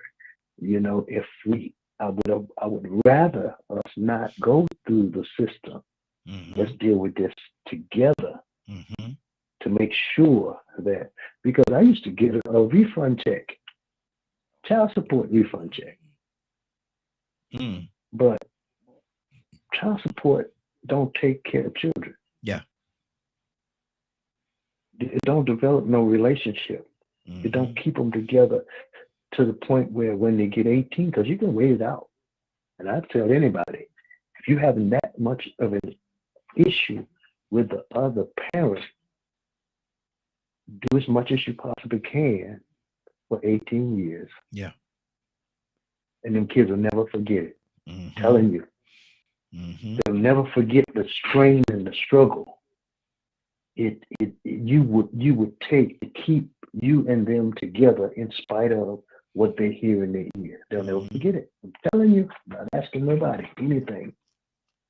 And when you do all you possibly can, as much as you can, when you can, during that period of time, they're going to grow old. And they're going to get old enough to make their own decision at a certain point. And either they're going to say, I want to go stay with my daddy. Or I want to go stay. And I say this to the other parent. Don't make it difficult on the child just because of the issues that you have with the other parent. Don't do that to the child. Yeah, that's good. If you can't say nothing good, don't say nothing at all. Because it's damaging and it puts so much of an impact on the child. You wonder why they misbehaving. They want to see that parent. They don't care if you say they low down and dirty. They don't care nothing about that. That don't mean anything to them. Really don't. Exactly. But when a seed wants to see where they come from, I think you should let them. Yeah, that's good. That's good. Stanley, let me ask you this question, because we touched on it earlier. Stanley, are you there? Yeah, I'm here. Okay. Do you think most people, and I say most, I'm not going to say all, but most people are more concerned about the pleasure that goes into making a child and don't put any consideration on the responsibility once that child is here? Well, some do. And seeing people love to see a beautiful baby. Oh, that baby's so pretty, so precious. But they forget that baby's going to become an adult or a teenager along after those baby years, and the responsibility gets bigger and bigger and bigger. Everybody look, everyone loves to see a cute baby, but they forget about it's a process. It's going 18 years of taking care of that baby, and then that baby's going to become an adult. And if you have trained that child right, they're not going to be a productive adult. And I think a lot of this also, excuse me, comes with maturity. When we get older, when we learn better, we do better. Because see, sometimes you have children and you're still a child yourself. And if you were raised by someone else that was a child when they had a baby, you really haven't learned how to be a parent. You know, I got married at 22. My mom and dad tried to get me to wait till I was 26. I was like, oh, no, I'm in love. I'll marry this girl. You know, and we had kids together. We got married, but, you know, it just didn't work out. But what I've done over the years, as I've matured and, you know, gotten older, I know I can't go back and fix everything with my children, you know, but my plan is now is to set something up for those grandchildren, instill the values in them and train them on what they need to do and how they need to be, so they won't have to go through some of the things that I went through when I was younger. You know, everybody wants to buy a house. What I'm trying to do now is create an estate so everybody will have something that's going to be, give them a start, as my father-in-law used to say. Because a lot of people don't have the start. That's why they wind up in the system. You understand what I'm saying? Yes, sir. So I think a lot of this is security as well. And when we learn better, we do better. So we could talk all day about this same topic, bro. But there's a lot of different levels. There's a lot of different levels to what we're discussing today. Absolutely. And everybody comes from a different environment, you know, different culture, but we're dealing with a lot of the same stuff. And this is getting deep, bro. This is getting deep. Yes, sir. So I just appreciate the opportunity to get on with you this morning. Hey, I appreciate you. Got to get on. And I appreciate you coming down to support me on Saturday, bro. Oh, yes, sir. Not a problem. Absolutely. Absolutely. It was a pleasure being there, brother. It really was. Let me keep this thing going. Let me go to Navy. Navy, what's on your heart, sis? I know you got some stuff going on over there. What's on your heart, sis? No, I'm just appreciating the conversation. As difficult as it may be to have, I think this is how we hopefully find solutions to undo the doing and make it more healthy and safe for those that are to come. So I don't know if I have anything additional to add to the conversation. Okay, good deal. Willow! Raheem. Talk to me, sis. You know, you just asked that Mr. Stanley a great question because I think that every last one, I'm talking about, I don't know too many people that ain't had sex at an early age. And we didn't think about the consequences. You don't think about the consequences. I even want to line that up with marriage and relationship. We get into them, and then we don't think about the after effects of what happened. So, you know, everybody gets into a relationship. Oh, everything is hunky-dory. Oh, he's so fine. He's so pretty. And then about a year later, 2 years later, what did happen to all that beauty, fine stuff? What did happen to all that good stuff, even in marriages? So we think about it, and then I thought about what Mr. Stanley said. We don't, what you asked, we don't think about the after. Because even like when we get into a relationship and marriage, after, depending on whatever reason we got into it for, after that, there's life after the bedroom. There's life after the dinner setting. There's life after that, and we don't think that far ahead. We're living in the present. And then what happens is, you know what happened, Raheem? Like, I just thank God that I did take that opportunity. I thought about it, talking to my daughter, because I had one daughter and 2 sons, and we talked about sex at an early age. When she was in 8th grade, I talked about it with her. Maybe I should have talked about it even earlier than that, but 8th grade, I talked about it with her. And I say, if you ever get those feelings and desires, come talk to your mama. Yeah. Because the boys are going to be after you. Not because they care. They're going to tell you they love you and all that other stuff. So I did say that to say we don't focus on the baby. We don't focus on the bills. We don't focus on the things that happen after we get together. Mm-hmm. And that's what you put on my heart, right? And I just wanted to put out there. Good deal. Good deal. Cassandra? Yeah, I'm just, I'm grateful. I wish there were more men that had Rico's mentality when it comes to being with their children and the love that he has, obviously, for his child, that he fights so hard to be there, man. Yes. I wish I had that. I wish I had a dad like that. I wish my children had a dad, like that, because that is so important in young people's lives, to know that father, I don't care what people say, it's something about having your dad have your back, or knowing that he's there and you can pick up a phone.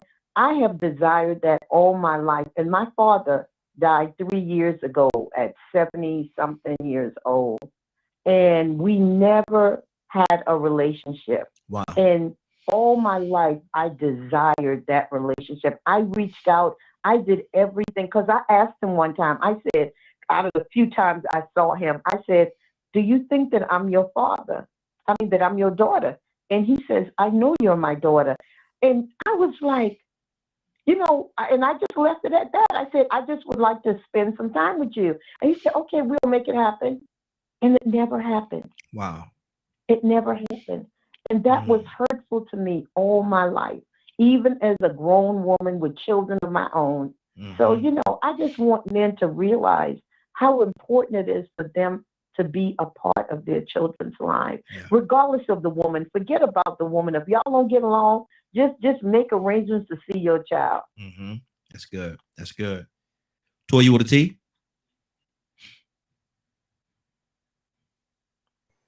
Oh yeah, that go from, well, my daddy raised me, honey. Like I said, he's like, lady, I don't know where you going, but my kid's not going with you. So when I see a man that don't have nothing in him to take care of his kids, I got a big problem with that. I look at life totally differently when a man don't want to take care of their kids. But then not only that, as an auntie, right? Because I don't have kids of my own. Everybody else's kids are my kids. As an auntie, I see the disparity when you have to fight, right? Like if my sister says she want to fight for her kids, right? Even if she's an addict, unfit, or whatever, she's still going to feel as a mother that she wants to have the rights to her kids the same way one who doesn't have issues have it, right? And then when I see the father, if I see that the father is in a better position, I've seen both of those avenues, right? From just within my family, I've seen, okay, what kind of men are my brothers? What kind of mothers are my fathers?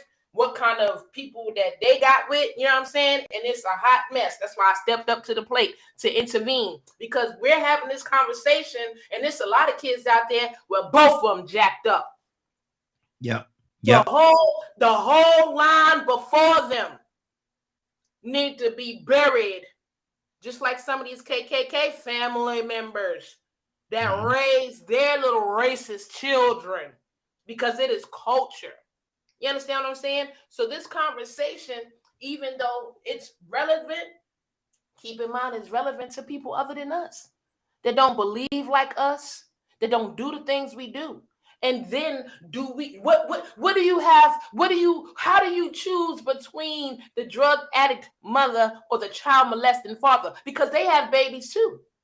Mm-hmm. So we oftentimes have this tendency to think about just our worlds and what we do, instead of on or overall. And when it comes to this system, systematically, all these web weaves tie together, because all of these things, the system knows what happens without a father in a household, what happens without a mother in a household, what the possibilities are going to be. They call them at-risk youth. Yep. You understand what I'm saying? And then oftentimes as adults, we see it still has issues, but they're not going to do you. I'm sorry. You cannot be the single parent that didn't do what you're teaching your kid to do and then think they're going to do it. Yeah. Wow. It's just not going to go like that. So when we talk about this issue. This issue is the cause of multiple issues when it comes to sex, molestation, human trafficking, a need for money, or selfishness, or a lack of feeling a certain kind of way. You understand what I'm saying? This is just not a one-sided black, white, woman, man issue, because the crackhead man and the woman who's going to allow all of her boyfriends to touch the kids, they both going to be in court fighting. And then what do you do then? Mm-hmm. Wow. Joseph, good morning, sir. How you doing this morning? Hey, good morning, sir. How you doing? Hey, doing good. You been listening to us? I've been listening a little bit. Give me your question again. Well, we started off talking about a TikTok thing that I saw a young man put up there, and he said the system is wrong. The system is set up wrong. He said a lot of time it's geared toward the woman. He said if there's two people get together to have kids, he said if it's a little girl, that the woman should be able to raise the little girl, but if it's a little boy, say the father, the system should give the little boys to the father for the father to raise. What do you feel about that? Is that a what we're thinking? Is it right or wrong? I think it's wrong. I think it's erroneous. I think a mother and father have influence over both daughters and males. I think naturally some of our young girls will learn much about being a lady from the mother, obviously, because men, we have our own character in our setup. But strength also comes from, the father and the mother.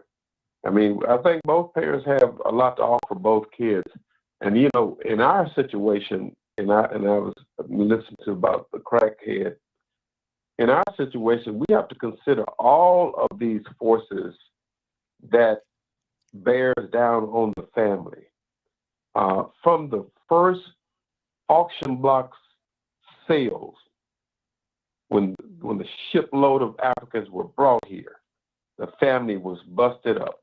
Mm-hmm. And it was busted up ever since then, throughout slavery, and even after slavery.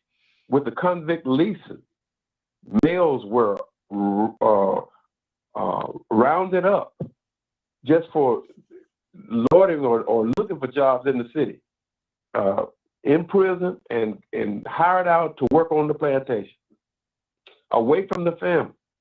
And sometimes the kids were taken by this system and employed in the homes for white folks. That's history. That's a fact. Mm-hmm. And we got to look at the whole total picture as we grapple with the symptoms of a greater sickness, because we can't repair the damage if we don't have knowledge of it, if we don't understand it. Mm-hmm. And one thing I love about Jewish people, they have Hebrew schools where the kids go. Their kids are taught things in Hebrew school that they don't learn in public school. Mm-hmm. Chinese people, they do the same thing. Different Asian groups in this country, they do the same thing in terms of breaking away and teaching not only about their culture, but making up for the poor quality of math that they get in public schools. But we got to be like that too about our children, about our families. We need to come together and begin to repair the damage. We just been going on and on and on, unrepaired, and the thing is festering, and it gets worse with every generation. Mm-hmm. Wow. That's good. Let me go to Tucson, then we're going to go to Rico. Tucson, what's on your heart, brother? No, not too much other than what I just said, man. You might want to go to somebody else, because I'm looking at grandchildren now, so I'm mm-hmm. out of that realm. Thank mm-hmm. God that through the years, Tucson, do you know? Do you know the system says the way the system is set up, grandparents have no rights to the kids? That's okay. Mm-hmm. That's a good. Mm-hmm. I ain't mad at them. That's good. Mm-hmm. I mean, because I love my grandchildren because they all stay out of town. I ain't got to keep me on one of them.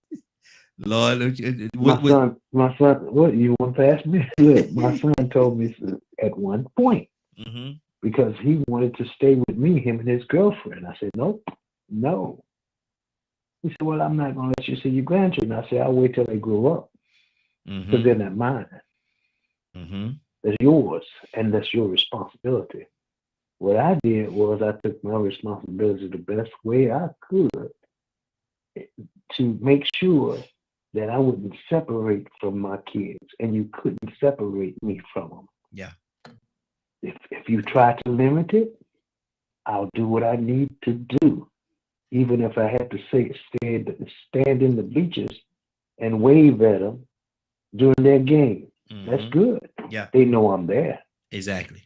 Exactly. You know what I'm saying? I'm not trespassing or anything like that. I'm not gonna fuss and fight about unnecessary things. The worst thing I can do is badmouth you. Because that's gonna affect them. And when kids are growing up, it's more so we gotta stop bringing kids in grown folk conversations. You know how when we were coming up, there was probably a reason why grown folks used to tell us, grown folks talking. Yeah. Because they was talking about things that we didn't find out what's going on until we got grown. That some of these kids that was walking around was our cousins. Some of them was our brothers and sisters. Come on. Yes, sir. I'm just saying. Yes, sir. But they didn't spread that out to the point where 7- and 8-year-old children would hear things that was going on. We bring them kids in that mess. And we wonder why they're so confused. Exactly. Exactly. Rico, talk to me, sir. Raheem. Yes, ma'am. Oh. Go ahead, Cassandra. I'm sorry, Rico. Really quickly. Every state is different, but grandparents do have rights in the state of Georgia. I just wanted to say that. In the state of Georgia, they do? Yes, they do. Okay. I know in North Carolina, they do not have no rights at all. And like I said, each state has its own little line of things that they do. So I don't understand. We supposed to be United States, but we got so many different. Every state got its own laws, but that's a whole different conversation. Rico, talk to me, brother. Yeah, man. I ain't really getting nothing from this conversation. I'm getting a little bit from it. I will say that an 8-year-old child or 14-year-old child right now that's in a situation right now in this court system, in this family court system, man, they probably wouldn't get nothing out of it. They'd probably be frustrated. You know, I want to look at this from a children's perspective, the ones that are going through this. You know, we don't address a lot of things, you know what I'm saying, what people should do, how they should feel about each other, you know. And I still think it all boils down to the fact that cooperation needs to be had. If you really want to speak to the parents, the children want to hear that somebody needs to tell the one parent or the other that they need to stop being deadbeats, or they need to cooperate with the other one and stop keeping them out their life. See, I can remember when I was younger, I wanted my daddy to be a better father too. I used to ask my mama, why you ain't put my dad on child support? She said, well, I ain't gonna force a man to do what he automatically should do naturally. And I sort of felt that, but I wasn't cool with it. So then, you know, they came up with the child support law, and I was like, well, I agree, because I know a lot of women that's been doing it on their own. You ask the question, can a woman raise a man? Yeah, plenty have. Mama raised him on her own. You know, so that's a moot question, 2023. But you know, I've seen women do it and make it happen, and I've seen some struggle. I've seen them bury their children at an early age and cry and say that they called the police on them at 12 years old to come get them 30 times, and the police said that, well, he got to do something terrible before we come get him. Even though he been already showing extreme at-risk behavior. So, you know, I was like, yeah, child support is definitely needed, you know. But then at the same time, I got put on child support, and I wasn't that deadbeat dad. And to be honest with you, I really didn't want money from my dad. I just wanted him to be made to spend time, I wish somebody would have made it mandatory, legally mandatory, is being your son like the way you're supposed to, the way you do with these other women and their children. Mm-hmm. See, that's what we need. See, that's what children really want. The adults could go back and forth and say this and that. But I've seen two people have a fun baby and still understand that that baby comes first. Mm-hmm. So in these situations that we live in 2023 and in the last 20, since the 70s, plenty of people have had children out of having fun. And they still did what they were supposed to do as responsible parents that knew that their child came first. Mm-hmm. So now the system is in place because deadbeats were supposed to pay child support to put their child first, but they didn't guarantee the quality time. Mm-hmm. So they said, well, if you're on the birth certificate, you can do this and that, man. Like you said, it varies from state to state. I'm on the birth certificate and I still didn't have a lot of rights or access that I should have. Yep. But now you have the parents that alienate the other parent, the custodial parent that alienate the other parent. Y'all remember that documentary I told y'all about, Erasing Family? Yep. Go look at it. It ain't just the court system, mm-hmm. but it's the parents that's abusing the court system. Mm-hmm. And you know what I hear all the time? Well, one day your children gonna get older, and then they can make a decision. Yeah, they gonna make the decision based off probably the lies that she told, or based off the fact that they gonna conform to an environment and got comfortable with it, and now they don't want to change because they still don't know what to expect with me. Mm-hmm. That's 50-50.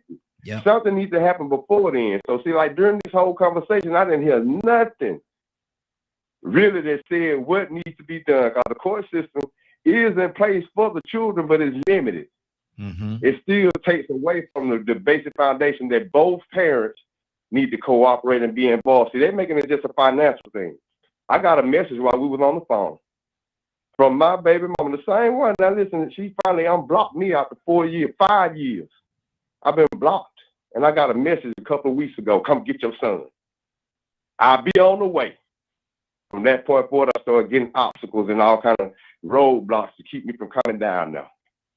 And I understand where it's coming from. Some mothers can't stand the fact of not being in control or not knowing where the children are. She can't even really comprehend having her son be 6.5 hours away from her. And then I got control of whether when and how she could see him and how often she could see him.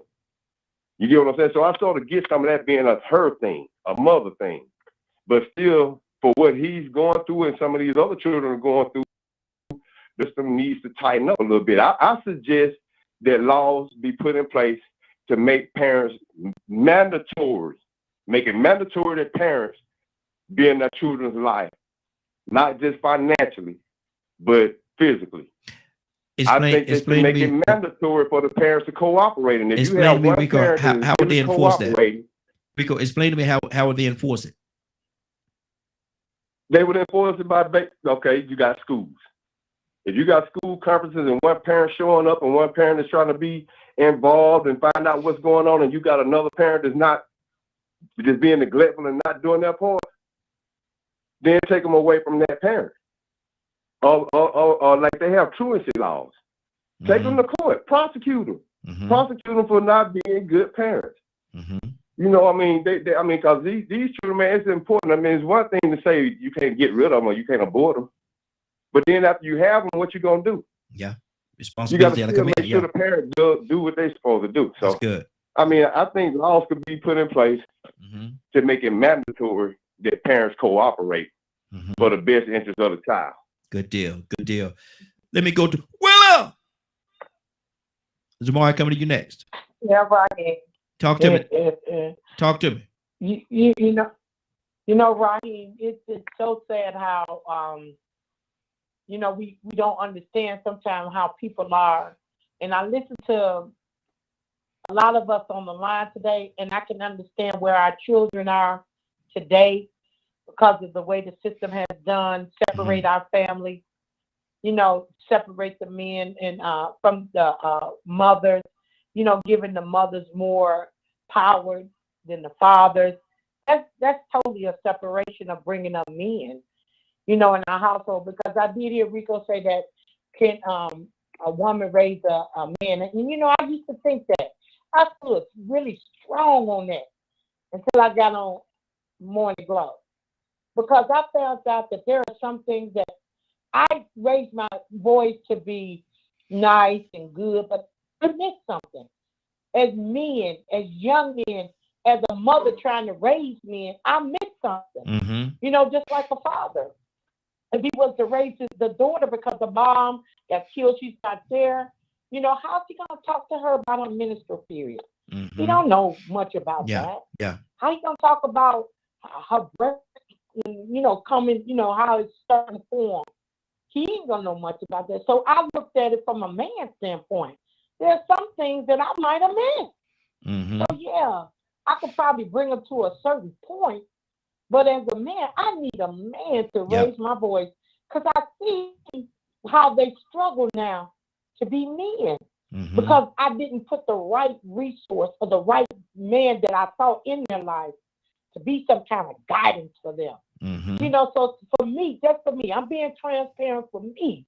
That's what I meant. They're still struggling some kind of way. My son's going to be 50 years old this year. My daughter's going to be 45 and my youngest going to be 40. He has matured greatly. But I saw the struggle, him trying to find his way as a man, you know. And then because once they get old, it's really hard to kind of feed anything into them if you didn't do it while they were young. Yeah, exactly. So that's what I want to say about him. Good deal. Zamari, are you with us? There you are. Yeah, I'm here. What's your what? Anything? I like what Cassandra said. You know, she needs a man in the life to help raise those kids, and that's absolutely right. And I think that's where we've lost our way, right? Is overall you need both parents. That's the bigger picture, is we need, as kids growing up, our kids growing up, we need both parents in the home. And if not in the home, we need them to be able to come together to raise these children. And I just wish we had the answer. And like I said in the chat, I really believe this whole system needs to be bulldozed and rebuilt from the ground up because it doesn't work anymore. It just doesn't. And there are good parents out there who don't get custody of their children, who should have custody of their children. Now, there are some reforms that are happening, but it's still very difficult in certain circumstances and certain situations to get a child away from an abusive parent. Because now the system is working with both parents need to be responsible for these kids. He has a right. She has a right. But sir, they're abusing my child. But sir, they're locking them in their room and not feeding them. Well, where's the proof? We don't have proof of that. We'll do a welfare check. Hey, everything seems fine at home. Well, of course, everything seems fine at home. They know you're coming most of the time. They're going to make it look like everything is okay. I can't tell you how many times my mom would do that. Or how many times where there was one particular situation, actually, when it came to light that her husband was sexually abusing me. Wow. And then she threatens me. She goes, don't tell them nothing about that. Don't say anything about that. Or this and this and this is going to happen to you when you get home. Wow. My mother had no business being a mother. Because she didn't want to lose her other kids. So that fell on me to stay quiet. That is a heck of a statement. My mother had no right being a mother. That's a heck of a statement right there. That's a heck of a statement. But that's a true statement. Yeah, absolutely. And the impact issue is, once again, somebody slipping through the cracks of the judicial system or the family courts, with being in the custody of a parent like that. I mean, it's all about money, man. It's all about money. It's nothing about really the concept of keeping families together, you know, and you can see the results in this young generation. Exactly. I mean, you know, I've been on this station for the longest talking about my situation, but since we've been on the phone, you know, like I was saying earlier, after all these years of being blocked, I got contacted 3 weeks ago, son in alternative school, getting kicked out of alternative school. I mean, his situation is on the end. 15. Don't want to come with me no more. Wow. And now all of a sudden, when we're talking about him coming to live with me so he could do better and to save him, she hit me this morning and said, "Good morning. What's up with child support?" Mm-hmm. Wow. That's her concern. She don't know. I know she's been gambling it online and ain't been getting them. And I've been sending her money on the side along with the child support. Good morning. What's up with child support? Mm-hmm. My son on the verge of being kicked out of the whole school system, and she still don't want me to get him. And I still don't know where she lives. Wow. Wow. We are about to get out of here, man. It's so many. We could extend this conversation till tomorrow and still not cover it all. And still, I think we might just do that because there's so many different levels that we didn't even touch on today about this particular topic right here, man. I think we might wait till the morning and see how we go in the morning, but we might extend this right here, continue this right here. Rainbow, you have anything on your heart? Toya Booty T, coming to you next. Did you say my name, Raheem? Yes, ma'am. Did you say Rainbow? I did. Mm-hmm. I really, what Brother Rico said, and what the sister before, forgive I don't know your name, is that when he said he didn't take anything from the conversation because he was talking about the kids, he brought it on back to the children. This is about the children. I have taken something from the conversation because of, the things that we've been through, the things that we continue to go through. I have taken something from the conversation, but I felt him as to if a child tuned in. We don't have children on here. What are we doing as adults to make sure the next generation is not living like? Because what I feel spiritually, and I know I'm dealing with, is there's still a lot of hurt and pain as his parents as to what has gone on, what is going on, and we're still raising our kids. So I want to be here to uplift the parents, the mothers, and the fathers, the mothers and the fathers, and the grandparents, and the caregivers, and the aunties, and the uncles, and all the ones that come forward, the teachers that come forward to uplift our angel babies. But we know it starts at home. And sometimes home don't look like what home is supposed to look like. But what are we going to do in those circumstances when it's not? Are we going to rise to the occasion? Or are we going to fail for the buffoonery? Exactly. It really looks like that to me. And our babies deserve for us to do our best. As somebody survived even suicide attempts that God has brought me through, my angel babies have been my motivation. Okay, outside of God. So I'm saying for the men and the women, my prayers are up in general for the caregivers, for those that are continuing to be there for our babies to fill in the gaps when others are not there, for those when the system is flawed and messed up as we know it is, for those that fill in the gaps for what it is that needs to be done. I just want to say I uplift you. Let's keep on going. Let's keep on doing the work because the work needs to keep on being done. So whether we agree or disagree, I think that prayerfully, I'm praying we all agree that the whole conversation and why it may be continued on until tomorrow is about our youth and our next generation. So we got to get it right as our generation before we can make it right for theirs. And I was looking around doing different things on my computer, and I popped back on the screen where we broadcast that. And Toya with a T is on the screen. Good morning, Toya. What's up, y'all? Hey, we ready to close this thing out, Toya. What's on your heart, man? We probably gonna extend this thing tomorrow, man, because there's so much that we didn't talk about. But what's on your heart right now? Well, definitely, when it comes to the embetterment of humanity, we need to be talking about it every day. It don't need to be just a one-day topic. But no, that's right. We got to go outside the realm because, like I just said, you can see the mother, you can see the father. One could be your brother, one could be your sister, and they can both be crap. So at the end of the day, let's get back to the village. Let's get back to the village. Let's get back to it not being our problem. Let's get back to, I'm not a role model, so I can walk around and just do and act how I want to do, and I'm not going to affect anybody. No, we have to zoom back into what really matters. You understand what I'm saying? And if it really takes a village to raise a child, then we got to be there to call out that mama if she a deadbeat, to call out that daddy if she a deadbeat. And if we don't want to use the system, then they can come stay with me. All my nieces and nephews know they can come stay with me. Listen, let me tell you something. I beats kids, not beat them. I spanks kids. So you can send them over here if you want to, but best believe if they need some discipline, I'm going to give it to them. So it's not about, mom, dad, sister, brother. It's about, in order to be my brother's keeper, that means I need to be able to take care and be willing to be that stand in the gap person for whatever it is going on before it even gets to the system. And not only that, last part, we need to recreate our own system. Hey, it don't have to be just for people of color, but if we the ones that notice the most disparities, then we need to rebuild it and allow everybody else that's on that wavelength to join. Because if the system is already broken, no need to try to rebuild that one. Build our own, and it's still going to take a village to build that new system. Exactly. We it's 10:17. We're about to get out of here. It's been a great broadcast, man. We've been here for 3 hours and 5 minutes now. 3 minutes, 3 hours and 5 minutes. Boy, we overtime. We start. We start at 7 o'clock. We start at 7 o'clock around here. Yeah, we start at 7 o'clock around here. Yes, we do. Yeah, it be 7 o'clock somewhere. Not in Atlanta though. But you're right. No, I'm Eastern Standard Time in Georgia, so I will log in a little earlier. Raheem, and blessings to all today. I go.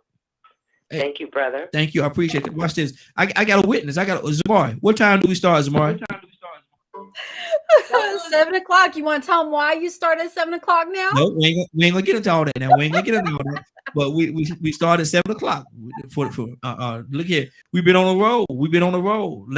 The last three were Friday, Thursday. Yeah. Thursday, Friday, Saturday. Yeah, Thursday, Friday, and Monday. We've been on the road, man. 7 o'clock. My clock must be slow. No. I'm gonna tell you something. If I guarantee you come on, if you come on at 7 o'clock in the morning, you're gonna see me. Zamari should be here. A lot of time Badger be here, but he come in a little later. But 7 o'clock, I promise you, 7 o'clock, not 7:02, 7 o'clock.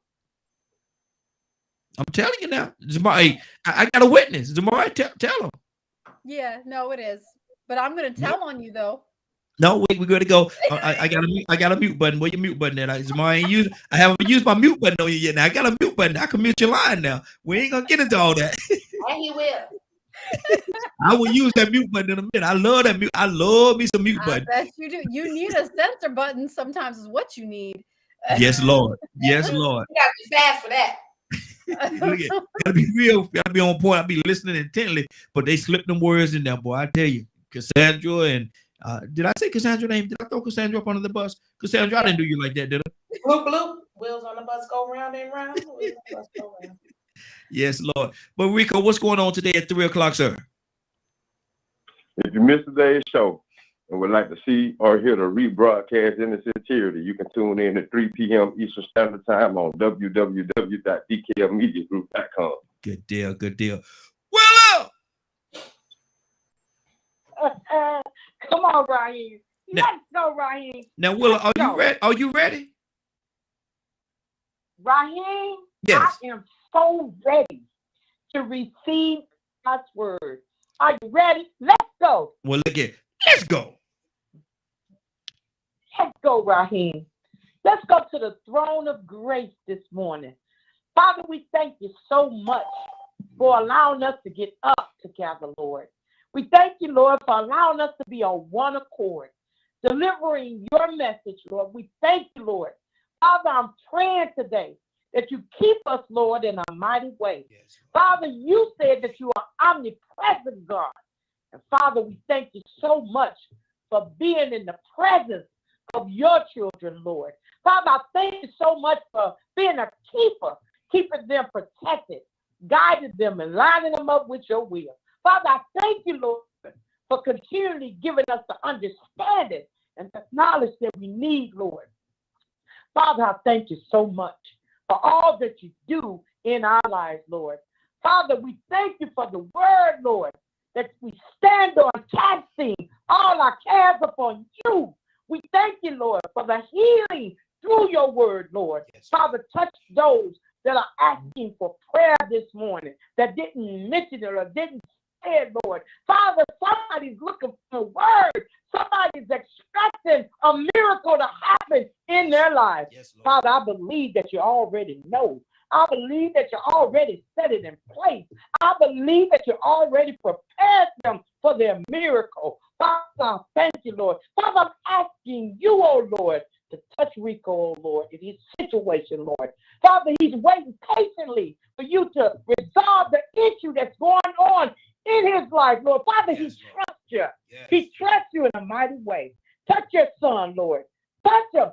Give him the humble spirit that he needs to continually go on in this evil and wicked situation, Lord. Allow him to be part of his son's life, Lord.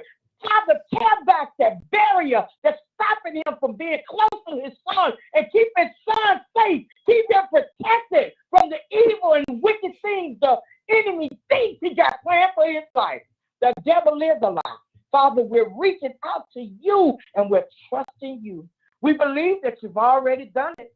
We thank you, Lord, in advance. We give you the praise. We give you the honor. We give you the glory. In Jesus' name. Amen, amen, and amen. Thank you, Lord. Amen. Amen. Amen. Amen.